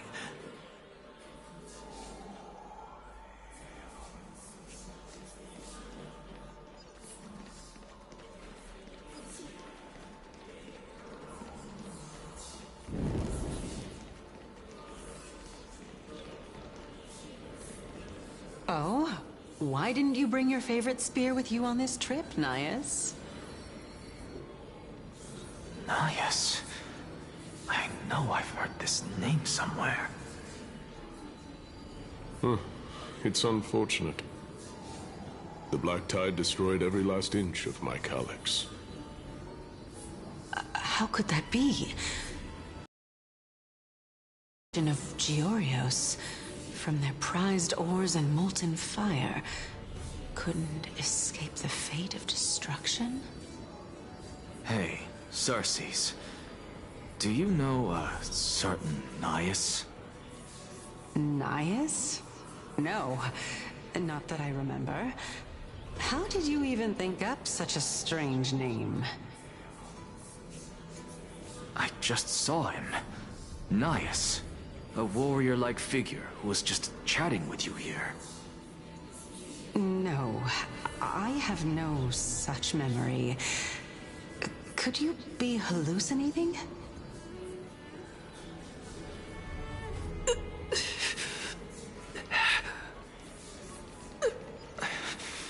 This is a departed spirit?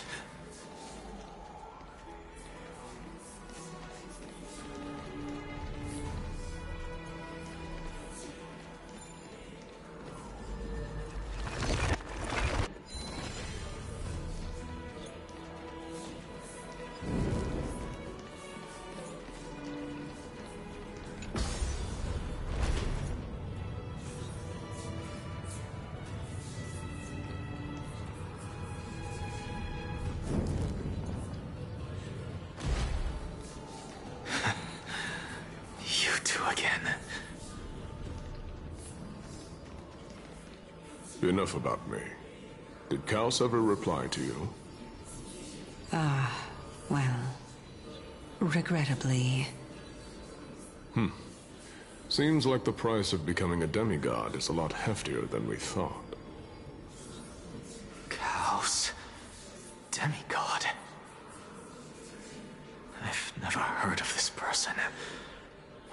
Titan's authority did he inherit? Look on the bright side, Nias. Since we've come all this way, I doubt he'd snub his old friends, would he? Let's just hope we mean as much as the world to him. Hey! Are you seeing that same hallucination again? Yes. It's still you and Nias, but you're now talking about a certain Kaos.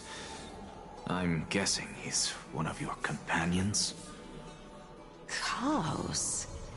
This name sounds just as strange to me. Never mind. I think I know what this is about. If things are as I thought, then they aren't hallucinations, but the souls of people. What?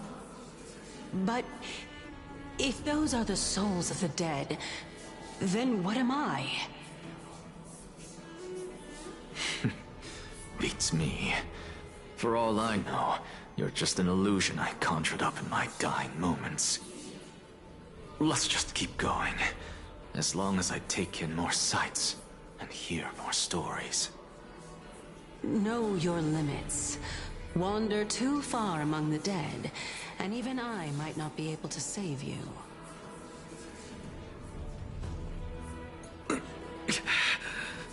I'm fine. If this is indeed as I thought, then this will be very amusing.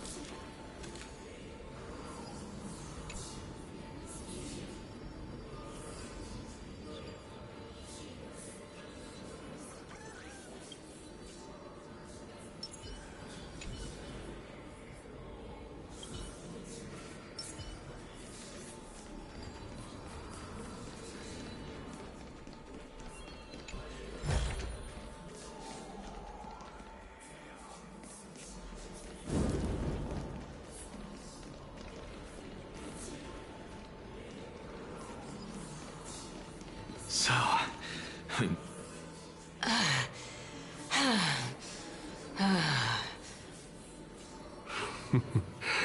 Can you keep going? Of course. I'm just... If I knew we had to climb a mountain, I wouldn't have come along with you.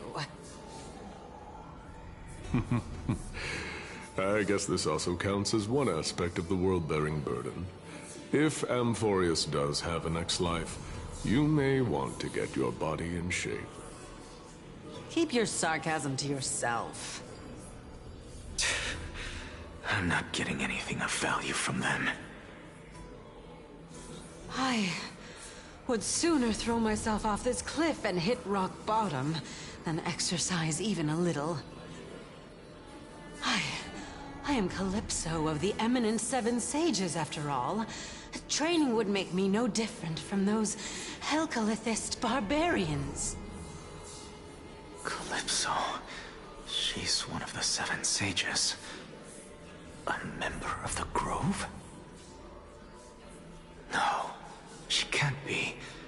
I would know her name if she really were one of the Seven Sages. Hey, Circes. Does the name Calypso ring a bell? Circes? They're gone. Doesn't matter.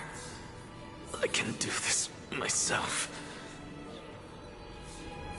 Looks like I'm nearly there now. The land of the dead.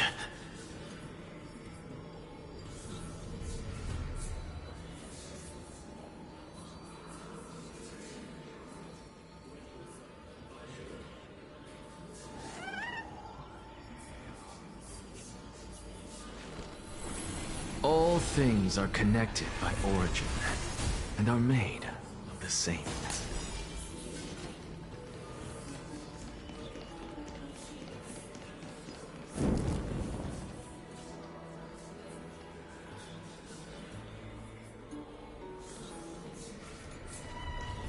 Oh, beautiful old world. Where are you now? Oh, legendary Era Chrysia, return to the mortal realm. Splendid gods once walked the paths we walk. Alas, all that's left of that warmth is a hazy mirage. Why are you chanting that too?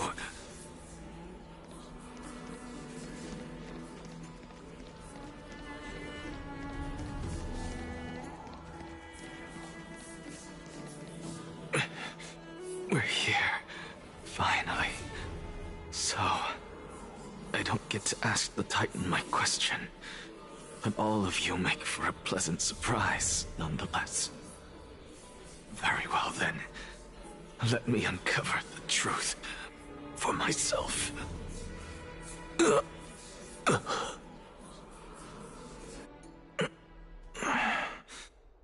I still fail to make it in time? Huh? So, I'm back here again. This is... I can hear it. I hear it from the depths of the tides, behind the closed doors of the void world. A voice ready to tell me something. This time, the voice is a lot clearer than before.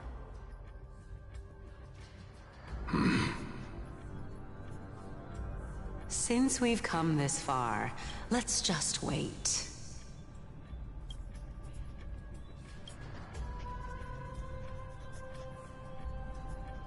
Lord Nias and Miss Calypso, are you both here to visit Chaos too?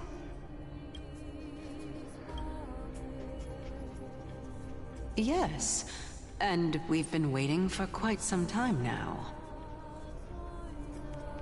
Regrettably, he hasn't answered us. The worst-case scenario is that he's already been overwhelmed and crushed by the world-bearing burden.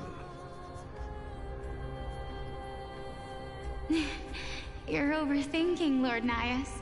I can still sense Chaos' soul in the area. And besides, we both know Chaos' nature. A deliverer like him wouldn't fall so readily, much less give up on all that he holds dear. Isn't that so? Yes. I have faith in him. That reminds me. Why are you making this trip alone, Polixia? Oh, my sister needs more time to make sure the flowers are fine.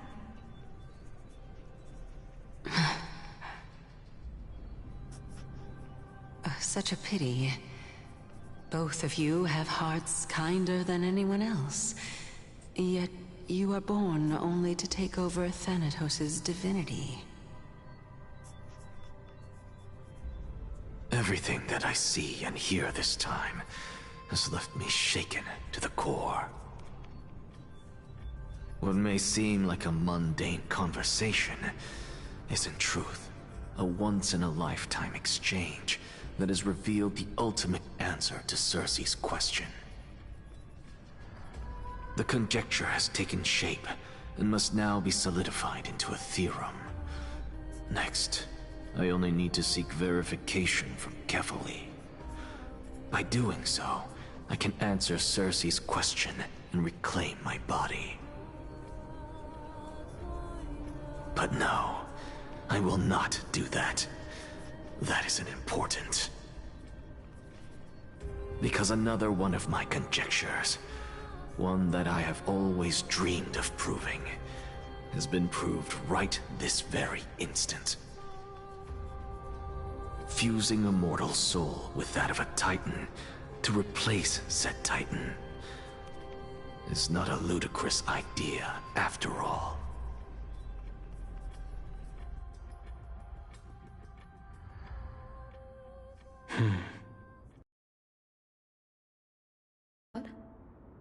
Just amazed at how this towering tree is Circe's divine body. It's a majestic sight. Is that so? You don't look the slightest bit amazed, though. Plus, you seem to be strangely familiar with the city around the great tree. Merely something from the past that I won't go into. Events of the past, huh? I was also a child when I looked up at Circe's. Their leaves and branches reflected the sparkling stars, and their trunk was like a pillar that supported the sky and ground. I stood at this very spot back then, imagining the day when I could climb to the top of this tree, because I would be the closest I can be to the sky at that spot. You're a sky priest, yet you study at a place that is home to the Reason Titan. That's rather, counterintuitive. Don't read too much into it. I mean, can mortals even hope to reach Aquila's realm? They're a strict and draconian god. Nothing like Circe's. Reason is willing to share what is theirs with others, but Sky only expects people to revere them. You get what I'm saying, right, Denny? After all, the Titan that imprisoned you and Grey here in Amphorius is none other than Aquila themselves. Yes, I didn't count on provoking the ire of a local god. But there will always be people who dream of soaring towards the sky. The Grove has a wealth of research on Aquila, and that is exactly what we are here for. It's just... I never thought Grey would meet with something like that before we set off.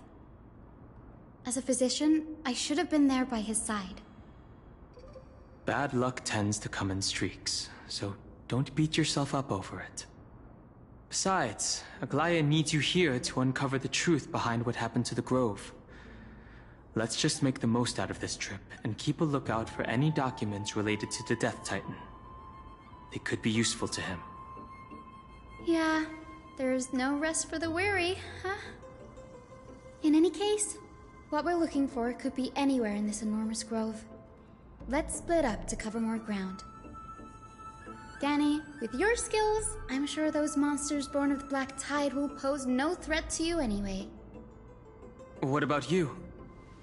Will you be alright on your own? Have you forgotten that you're talking to the chief physician of the Twilight Courtyard? Have more faith in me. I'll be just fine. The silence in here is near deafening.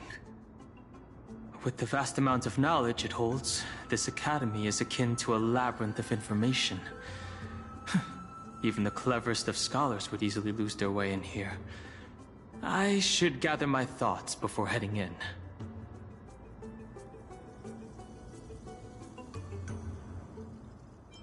Nobody could have ever imagined that his life would be forfeited the moment we landed on Amphorius. I should have done more to keep him safe. But it's not too late. We still have a fighting chance. The unique rules that govern life and death on Amphorius might just work in our favor and save him. The Grove is a veritable library of knowledge. Maybe they'll have records on a similar case? Please let there be one. In the myths, Aquila, the Titan who reigns over the domain of the skies, is a colossal bird that overlooks the world beneath them with 100 eyes. As long as they continue to soar above the clouds, the people of Amphorius will remain trapped on the ground. Hyacinth's forebears were priests who worshipped Aquila. Nobody is more familiar with the taboos of the Sky Titan than her. Seeing how Aglaya has sent her here as a guide, it's possible that she has plans to have Hyacinth take on a trial in the future.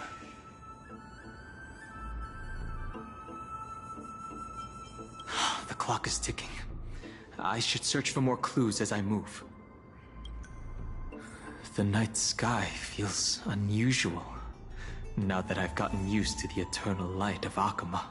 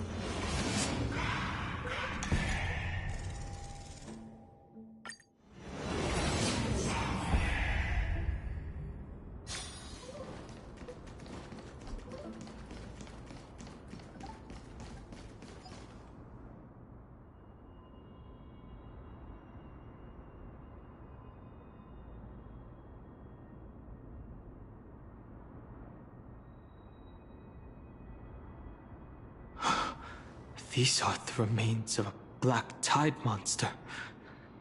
It does look different from the Titankin from up close. What's that underneath it? A scroll.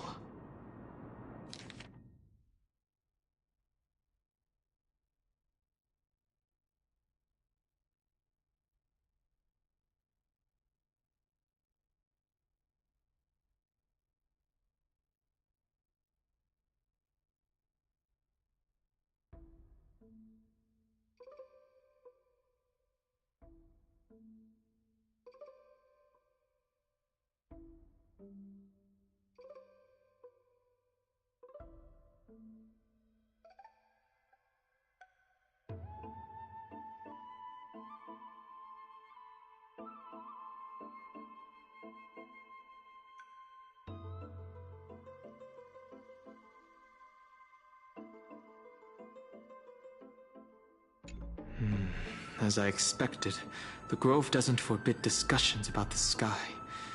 It's a debate between two scholars about the sky ships. Aglaya also made mention of the ships when she interrogated us.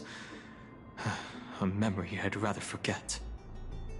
I'll hold on to this for now.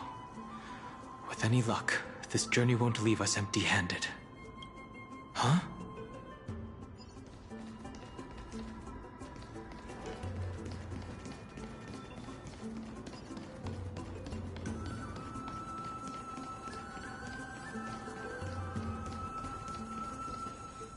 That's Hyacinth. Why is she surrounded by so many monsters? As much faith as I have in her, it's probably a good idea to help her out there. Really now? This is way more trouble than I could have asked for. Need a hand? Or you could sit back and watch. I can't tell if you're serious or not, but being hard to read isn't without its perks, I suppose. I'm kidding, Danny. Lend me a hand, pretty please? All right, now let's get him!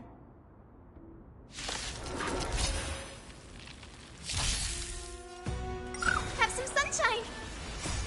Dispel the gloom! Restore the skies! Go, go, go!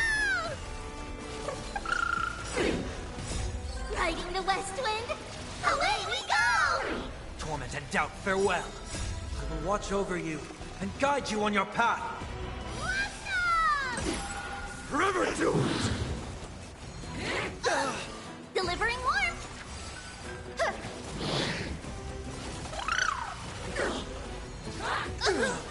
Serenity is before me. Burn it all! This place is practically in ruins. What happened? There shouldn't be this many monsters here. The Black Tide is remarkably quick to detect the light of Amphorius. Or rather, the blessings of the Sky Priest in me, might have unknowingly called them to me. Anyway, never mind that for now. Here, you might want to have a look at this. I found it around here and thought it might be of interest to you.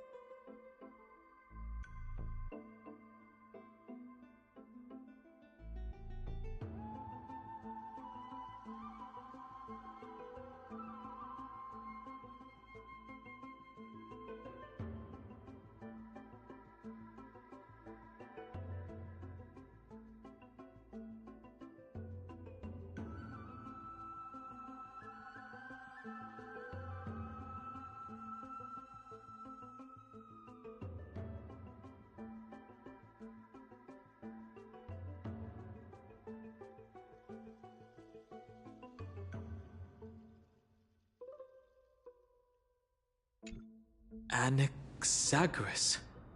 He's the scholar who fused himself with the core flame of reason. This is new. I didn't know Professor Anaxa was researching this guy. He's never mentioned anything about it. Finan said Anaxa might be opposed to the flame chase journey. Might is an understatement. Anaxa has never been one to venerate the gods, nor has he ever found it within himself to put any faith in the prophecy. People have come to think of him as a heretic, even in a place as liberal as the Grove. Yet, it is also this very blasphemer that Cersei's favors. Fate sure works in mysterious ways.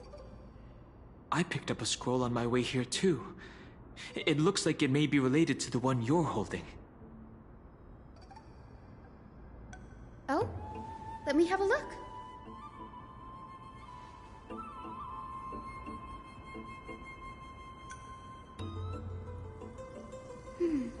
By the looks of them, these scrolls are records of two conversations that took place in the same setting, one after the other. There's still much I don't know about the Grove. Do you mind if I ask you a few questions? Sure, go ahead. The Grove of Epiphany is home to 7 schools of thought. While all 7 schools are founded on the ideologies of Thalesis, the first scholar, each is unique in its own way. Among them, the Venerationists revere and worship the Titans the most. As the sage of the Venerationists, Euthyphro has always been at loggerheads with Anaxa. If we were to place the 7 sages on the scales of Talanton, Anaxa and Euthyphro would be placed on opposite sides to achieve balance. A very illustrative explanation. Thank you. Nearly everyone in Amphorius has heard the story of the skyships by now. Aquila's stature is loftier than the heavens, and their divine retribution is merciless. That's why it's no use building giant skyfaring ships. Oh, but I do wonder if a supercharged mini Treaty cannon could slip past their watch. That was a joke. Right? Newsporists primarily study the application of alchemy in soul repair. Everyone considers Anaxa a blasphemer, but that has never stopped him from sharing his ideas, no matter how taboo. If you must say that he's hiding something, then it's likely what lies beneath his eye patch. Anaxa often says that every failure brings us one step closer to the truth. Perhaps, to him, the crash of the skyship carries a different interpretation. The firmament is not impenetrable. On the contrary, it was precisely because the skyship represented the first step toward breaking free from the shackles of the earth, that it provoked the wrath of the Sky Titan and brought divine punishment upon itself. It's a shame that the majority of the Grove's research on Aquila was headed by the Venerationists, with sacrificial rituals making up a predominant part of their findings. Discourse about more esoteric subject matters in relation to Aquila dwindled even further after the skyship incident. So much so that even this scroll is completely new to me. Don't worry about it. We'll just collect everything we can find on the Titans for now. There's something else that's caught my attention, though. This says that Anaxa is conducting secret experiments of some sort. That's what I'd like to know. What are these experiments he's involved in? Even I, the assistant lecturer, know next to nothing about them. I have a bad feeling about this. Could there be more to what happened at the Grove?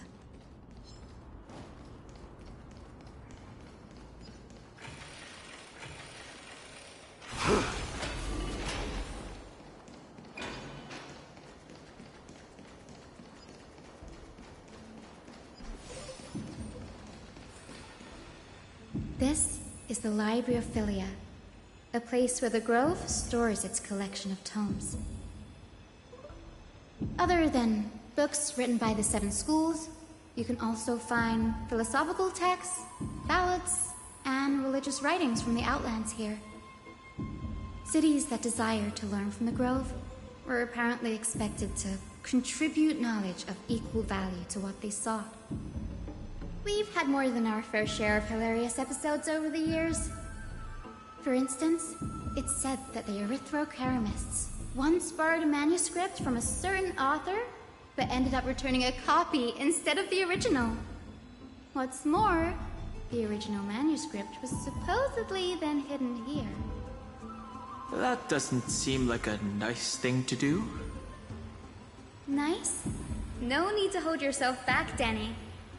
You can just tell it like it is. Their behavior was no different from bandits. Well, if you don't mind, did the Grove ever rob Castrum Kremnos? Whew, you've got me there. Some said you couldn't even find a dictionary in Castrum Kremnos, so I guess they were spared. There are too many books in the library. Flipping through them all will take too long. Why don't we use the Biblioslate to search for the texts we need? We can bring them back to Akuma for reading after that. Agreed. This place isn't safe. We should leave as soon as we're done. There's still several more scrolls strewn all over the place. I'll gather them while you pull up those texts. This way, nothing will be overlooked.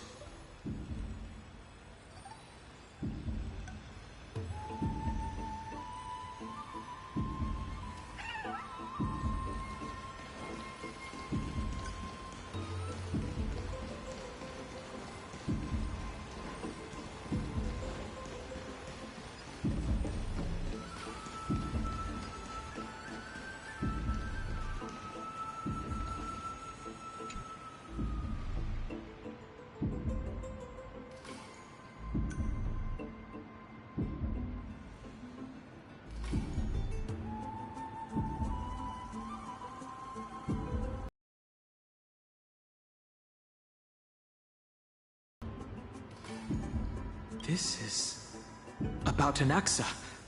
I should read this. Hyacinth, you should come have a look too. Ugh, it's so dusty in here. Whoa, are these all complaints about him?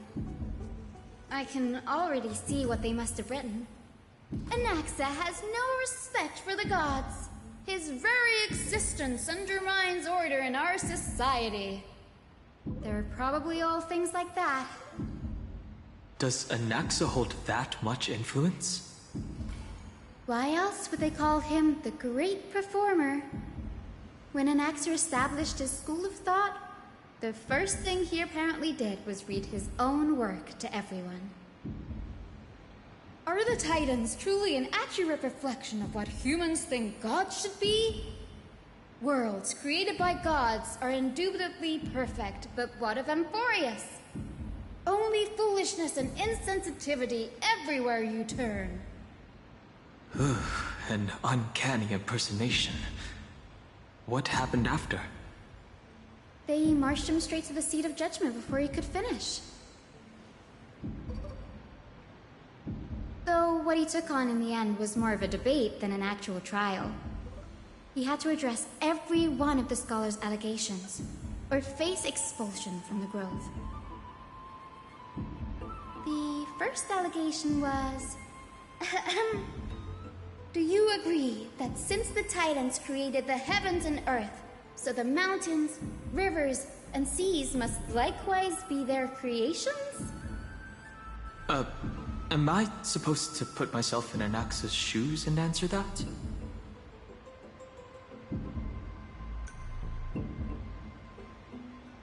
As told in the myths, the seas, the skies, and the earth are all, beyond the shadow of a doubt, creations of the Titans.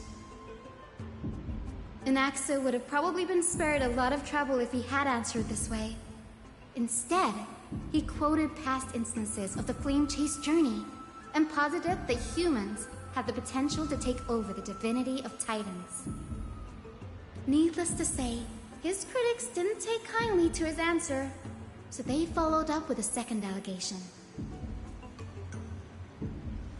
You claim to be studying souls, yet you are, in fact, defiling them and committing acts condemned by the gods. Do you admit it? That's a serious allegation. Did he really do that? Anaxa always wears an eye patch, never removing it, even when alone. Some say he used one of his eyes as an alchemical ingredient.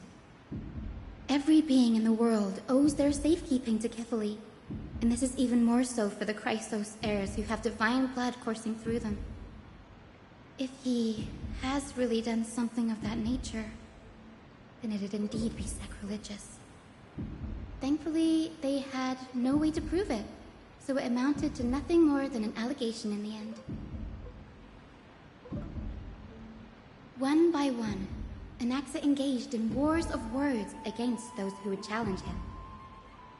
Toward the end, a scholar asked him, Anaxagoras, have you any respect for the gods?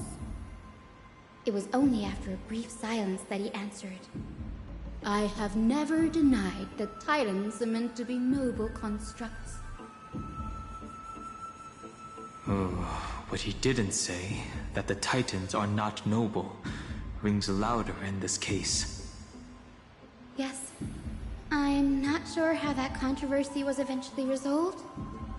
But what's for certain, at least, is that Anaxa was allowed to stay in the Grove where he continued his research, despite being regarded as a heretic. By the way, this stack of complaint letters has reminded me of a place in the Grove. We may find clues there that aren't on the teleslate. I'm talking about Anaxa's alchemy lab, hidden between the cornerstones. Given the Grove's meticulous approach to archiving, could there really be such an oversight right under their noses? It's a well-kept secret. Among the 7 sages, excluding the nominal chief sage, each has a private sanctuary where they can conduct research undisturbed in their free time. Even the administrators of the Library of Philia are restricted from accessing those places and documenting the sage's research. But with the Grove in this state, I'm sure Anaxa won't be mad even if we sneak into the lab for a short while. Right? These trees, they're like a maze.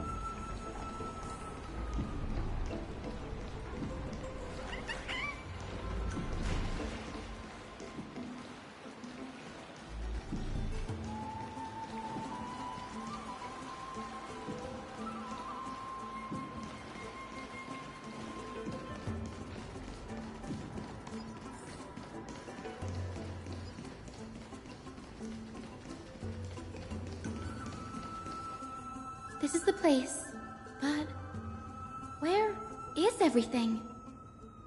Materials for alchemical experiments, matrix diagrams, and even the seal to the lab. They're all gone. Did the Black Tide destroy it all? No wonder we didn't see any defense mechanisms along the way. Have you ever been here before? No, not even close. Not only are alchemy experiments high-risk activities, but Professor Anaxa also has a penchant for using bizarre materials. Students often saw him walk in looking right as rain, but come out covered in soap with his hair singed. Naturally, no one dared to come near this place. Huh? That bookshelf over there seems to be the only thing still intact.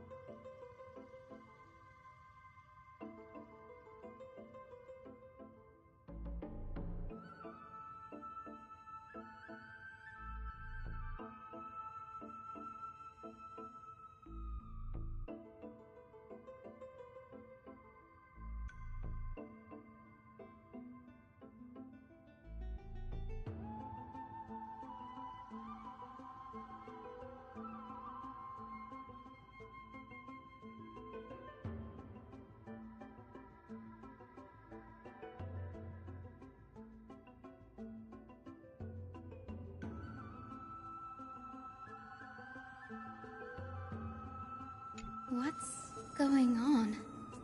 Anaxa is conducting research on our friends in Alchema, and... me? This journal contains several intriguing points.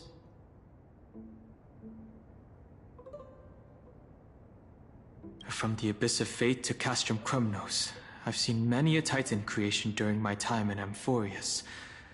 Life forms created by Circes can also be found in the Grove. But fusing them with human souls through alchemical means?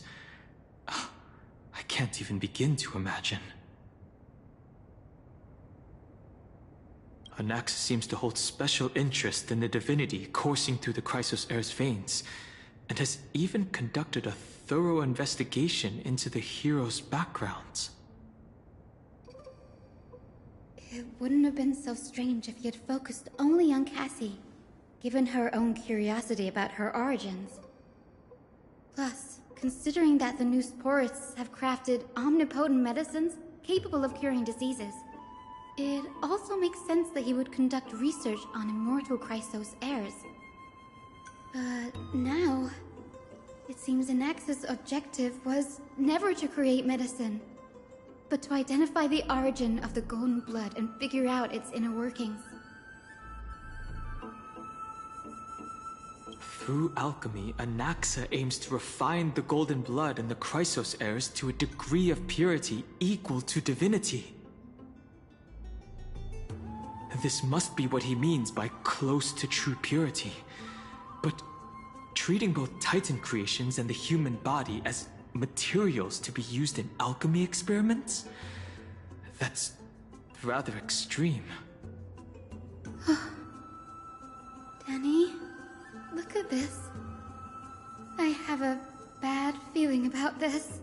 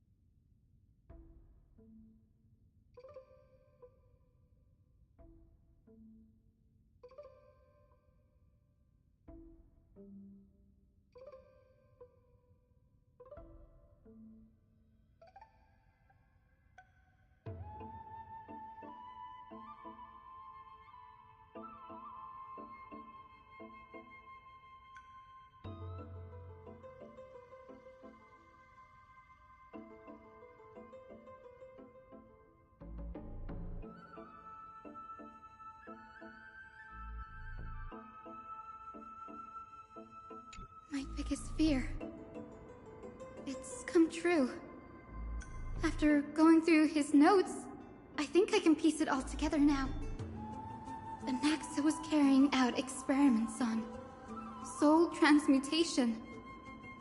Do you mean he's trying to reconstruct human souls alchemically? Yes, this is what he was secretly conducting research on. Something he had to keep hidden from others. Compared to his public speeches, this is the real blasphemy. Oh, I just thought of something. What's wrong? Do you remember? When the Black Tide was approaching, the Grove had planned to send Cersei's core flame to a safe place. But an accident happened along the way, and Anaxa lost his life in the process. But Cersei took over his body and resurrected him, which led us to the situation we're in now. That's right. But what if Professor Anax's fusion with the core flame of reason wasn't an accident? What do you mean? Put yourself in his shoes. Knowing that the Black Tide was closing in and your time was running out, what would you have done?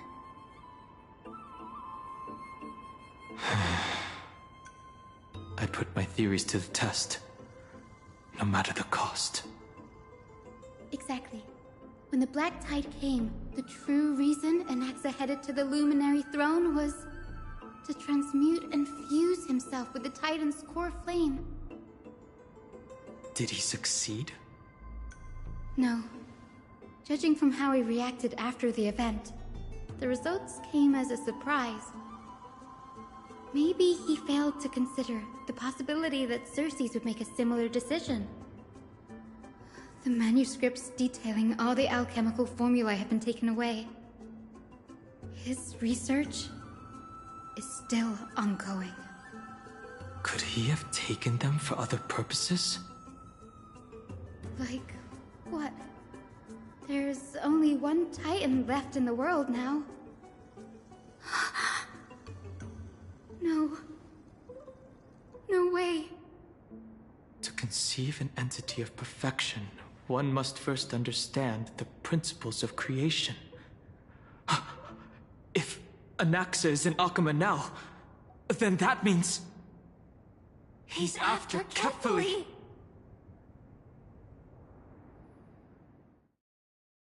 Sir, this sky above us, it's not real, is it? Of course not. This is just an image from a projection device used for educational purposes. A simple trick. The day-night cycle has been lost to this world, so that students like you may still learn about the night sky. Astronomers have harnessed the Titan's miraculous power to manipulate the light, projecting the nights of the past here for you. Much like how the sky above the Holy City is also illuminated by Kefali's dawn device.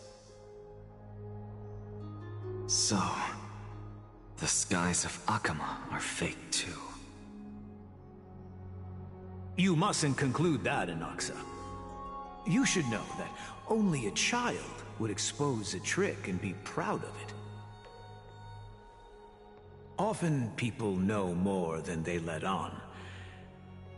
They simply choose to feign ignorance because they have no other choice. Then they're just deluding themselves. People believe in Kefali's tale of Genesis, accepting wholesale whatever the priests preach. But we're different. We've already walked out of the firelit cave of ignorance. We have already realized that we live in a world where Titans make the rules. Even when we look at the sky, we're only seeing what they allow us to see. Rather than gazing at this mockery of a night sky fabricated by them for the rest of my life, why shouldn't I be the one to take control of the projection device instead? So much time has passed since you sowed the seeds of doubt in my heart, child. Many a night, I find myself penning down all my theories and wild ideas, only to burn them to ashes when I open my eyes in the day. Why? Because we'll face death by burning if word gets out? As a sage of the Venerationists, my soul has already become inextricably linked to the great tree. Every word I say and every move I make is certain to influence every leaf, every branch, even the tree itself. But above all else, my days are numbered. Instinctively, I have my doubts about the golden blood and the human soul, yet I have no means of verifying them. The golden blood in my veins is woefully thin, and I am loath to waste what little time I have left obsessing over a hypothesis that cannot even be proven in the first place. But I can, sir. I can do it for us.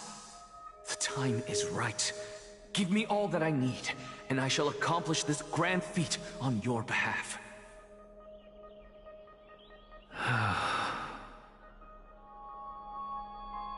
You're right.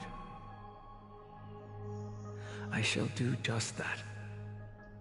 In the next meeting of the sages, I will spare no efforts fighting for the rights you deserve. Go. Establish your own school of thought. Find out what we are. Become the one who conquers the ultimate truths of the world. Child of humanity.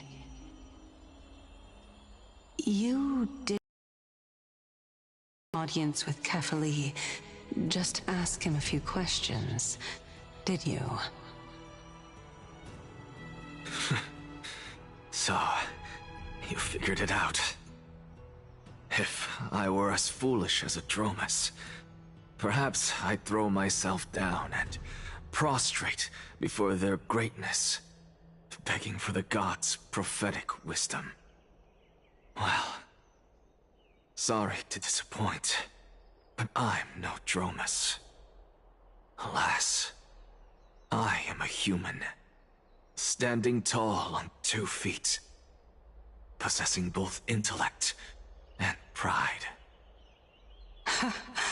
Before such power, does it make any difference whether you're a human or a Dromus? I'm sure you're familiar with the story of the Styxians. When the raging waves threatened to swallow them, they didn't just give up and become sitting ducks. No. They constructed a dam that kept the roaring tide at bay, chaining down the mad Fagusa. They call me a blasphemer, Xerxes. But that doesn't mean I deny the existence of gods. It's just...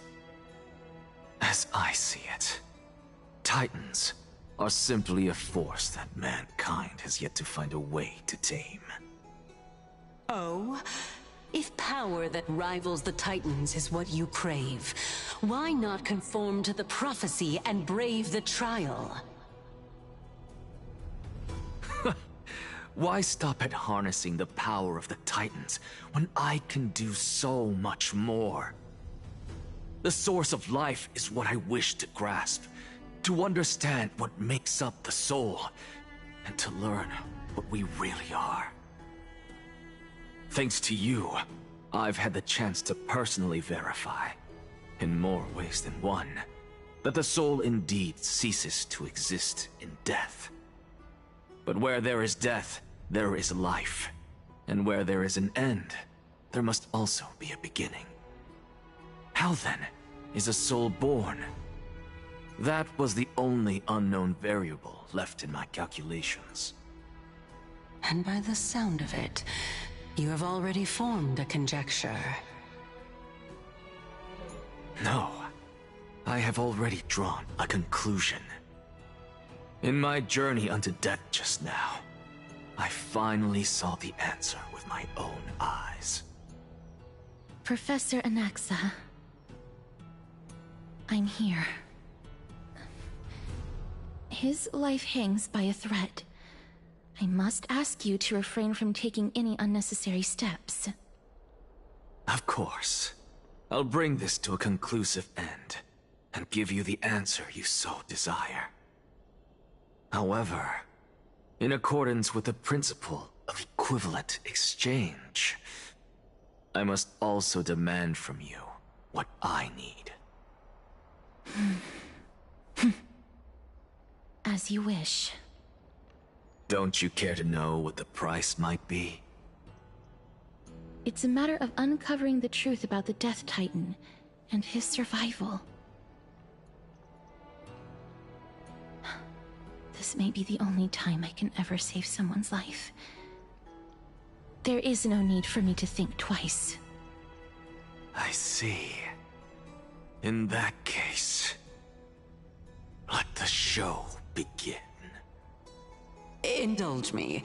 Am I correct to say that you intend to prove Thanatos' whereabouts and prove the nature of our existence now? Before I begin, I must confess I had been stuck in a cognitive trap all this time. As unrelated as these two propositions may seem at first glance, they are in fact logical equivalents. They are merely two different ways of telling us about what the soul is at its core. The reason I say this is as I've mentioned earlier. The answer was hidden in my journey unto death. Professor, you were in the Netherrealm? Yes, I am but a living dead man now. But that's not important. What truly matters is, I overheard a conversation between heroes. That's not all. Remember how I said you were a part of that conversation too, Circes? And I've told you that I have no recollection of such an event. That was likely just an illusion conjured up by the mind of a dying man. Of course you would remember. Because that wasn't you. That was Calypso, one of the 7 sages of the Grove. Calypso? Huh? Oh, that's the name I made up on a whim when speaking to this girl. How do you know of it? And surely you jest. Don't you think I, of all people, would know if that were the name of one of the 7 sages under the shade of my tree? Don't you claim to know the Grove's past like the back of your hand? It seems you've lost even the memories seared into your soul. Use your head, Circes. Since all of this took place in the realm of the dead, it stands to reason their likenesses are of souls from the past. The living cannot step foot into that world, so who could they be? Think about Calypso. Why does she share your likeness, yet you have no idea who she is? The answer is evident, is it not? Those fallen heroes are the mortal incarnations of the Titans before their ascensions to godhood. The gods aren't master creators born out of thin air. And they are no different from humans, because they all evolved from one.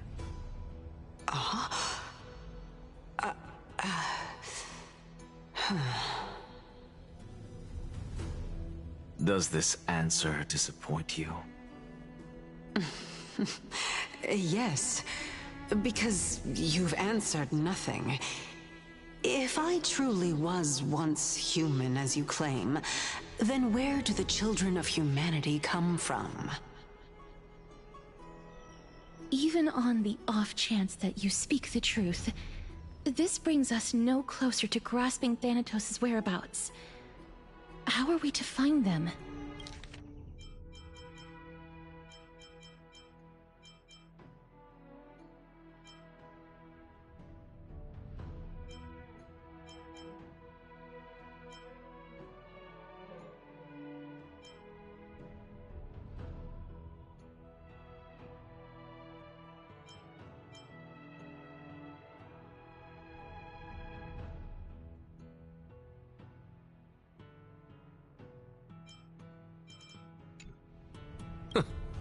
I knew you would say that. But it matters not. I know what I'm doing. Actually, why don't we have this supreme being standing before us tell us everything? You can revive a Titan? Humans cannot return from the dead. Neither can gods. But all we need to do is look at this from a different perspective, and the problem will resolve itself. The solution is simple. Just like what you did to me.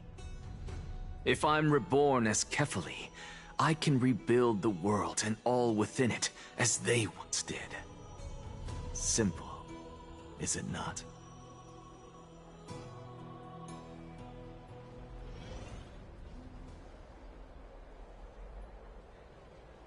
I have news from Hyacinth and Danhung. Anaxa might be trying to do something with Kefali's divine body. Kefali? But what could Anaxa want? Is the Council of Elders going to sit around and let such a sacrilegious act unfold? That is not possible. He is indeed the great performer, capable of fooling anyone and everyone with his tricks. I'm sorry. No need for guilt, for this is good news to us. The Council of Elders has found themselves a traitorous ally. Anaxa's ambitious desires will be something we can exploit. What we should be doing now is to keep our eyes peeled for whichever trickery Kynus is up to, and react accordingly to thwart her plans. Being Akima's political center, the Demigod Council holds just as much significance as the Vortex of Genesis. Someday, after my duty is over, this site will take the place of the battlefield where you hunt gods. Become the next challenge you ought to overcome. Till then, it's best to get used to this place as soon as possible.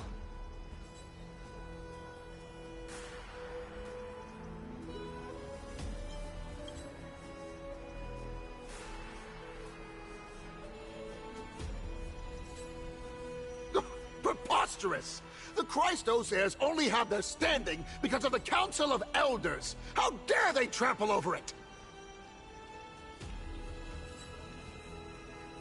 Wow. These people are shooting daggers with their eyes. It's been a while.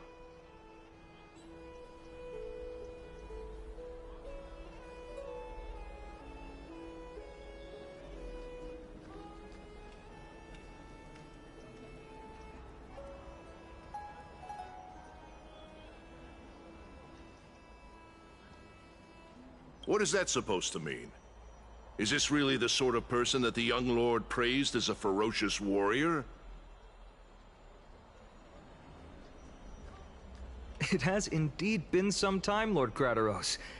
What brings you here in such haste? Shh, keep it down. Be more vigilant. See those duplicitous dogs over there? They do the dirty work for Kynus.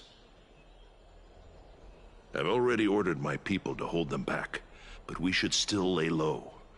Unless you're itching for a bloody fight to get a workout in. My bad. So, did something happen? Did you hear thunderclaps last night?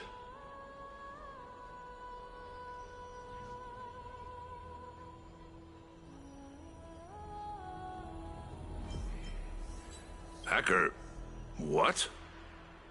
He's been through a lot lately, please pardon him. Can you tell us more about these thunderclaps? Thunderclaps are beacon signals of strife. They are a message from the young lord. He threw a spear bearing several words at Akama. Watch out. The Flame Reaver is back. I guessed as much. We didn't actually kill them back at the Kremnos Arena.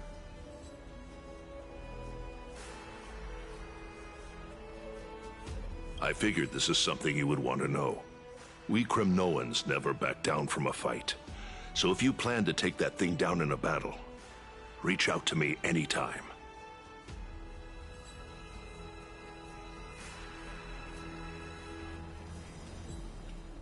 You have my gratitude.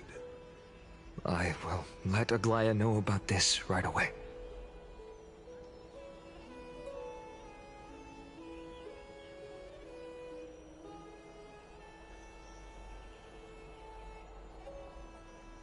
Remind her to be on her toes while you're at it.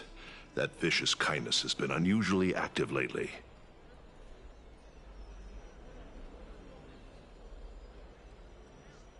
Those lackeys she keeps under cover have been going in and out of the city a lot more frequently these days. Some even seem to be getting Kremnoans to defect to the Council.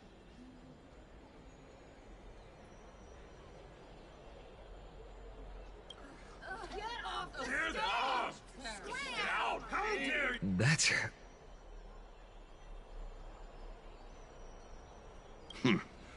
Looks like you can see it for yourself. We should get back. Thank you for the intel, Lord Krateros.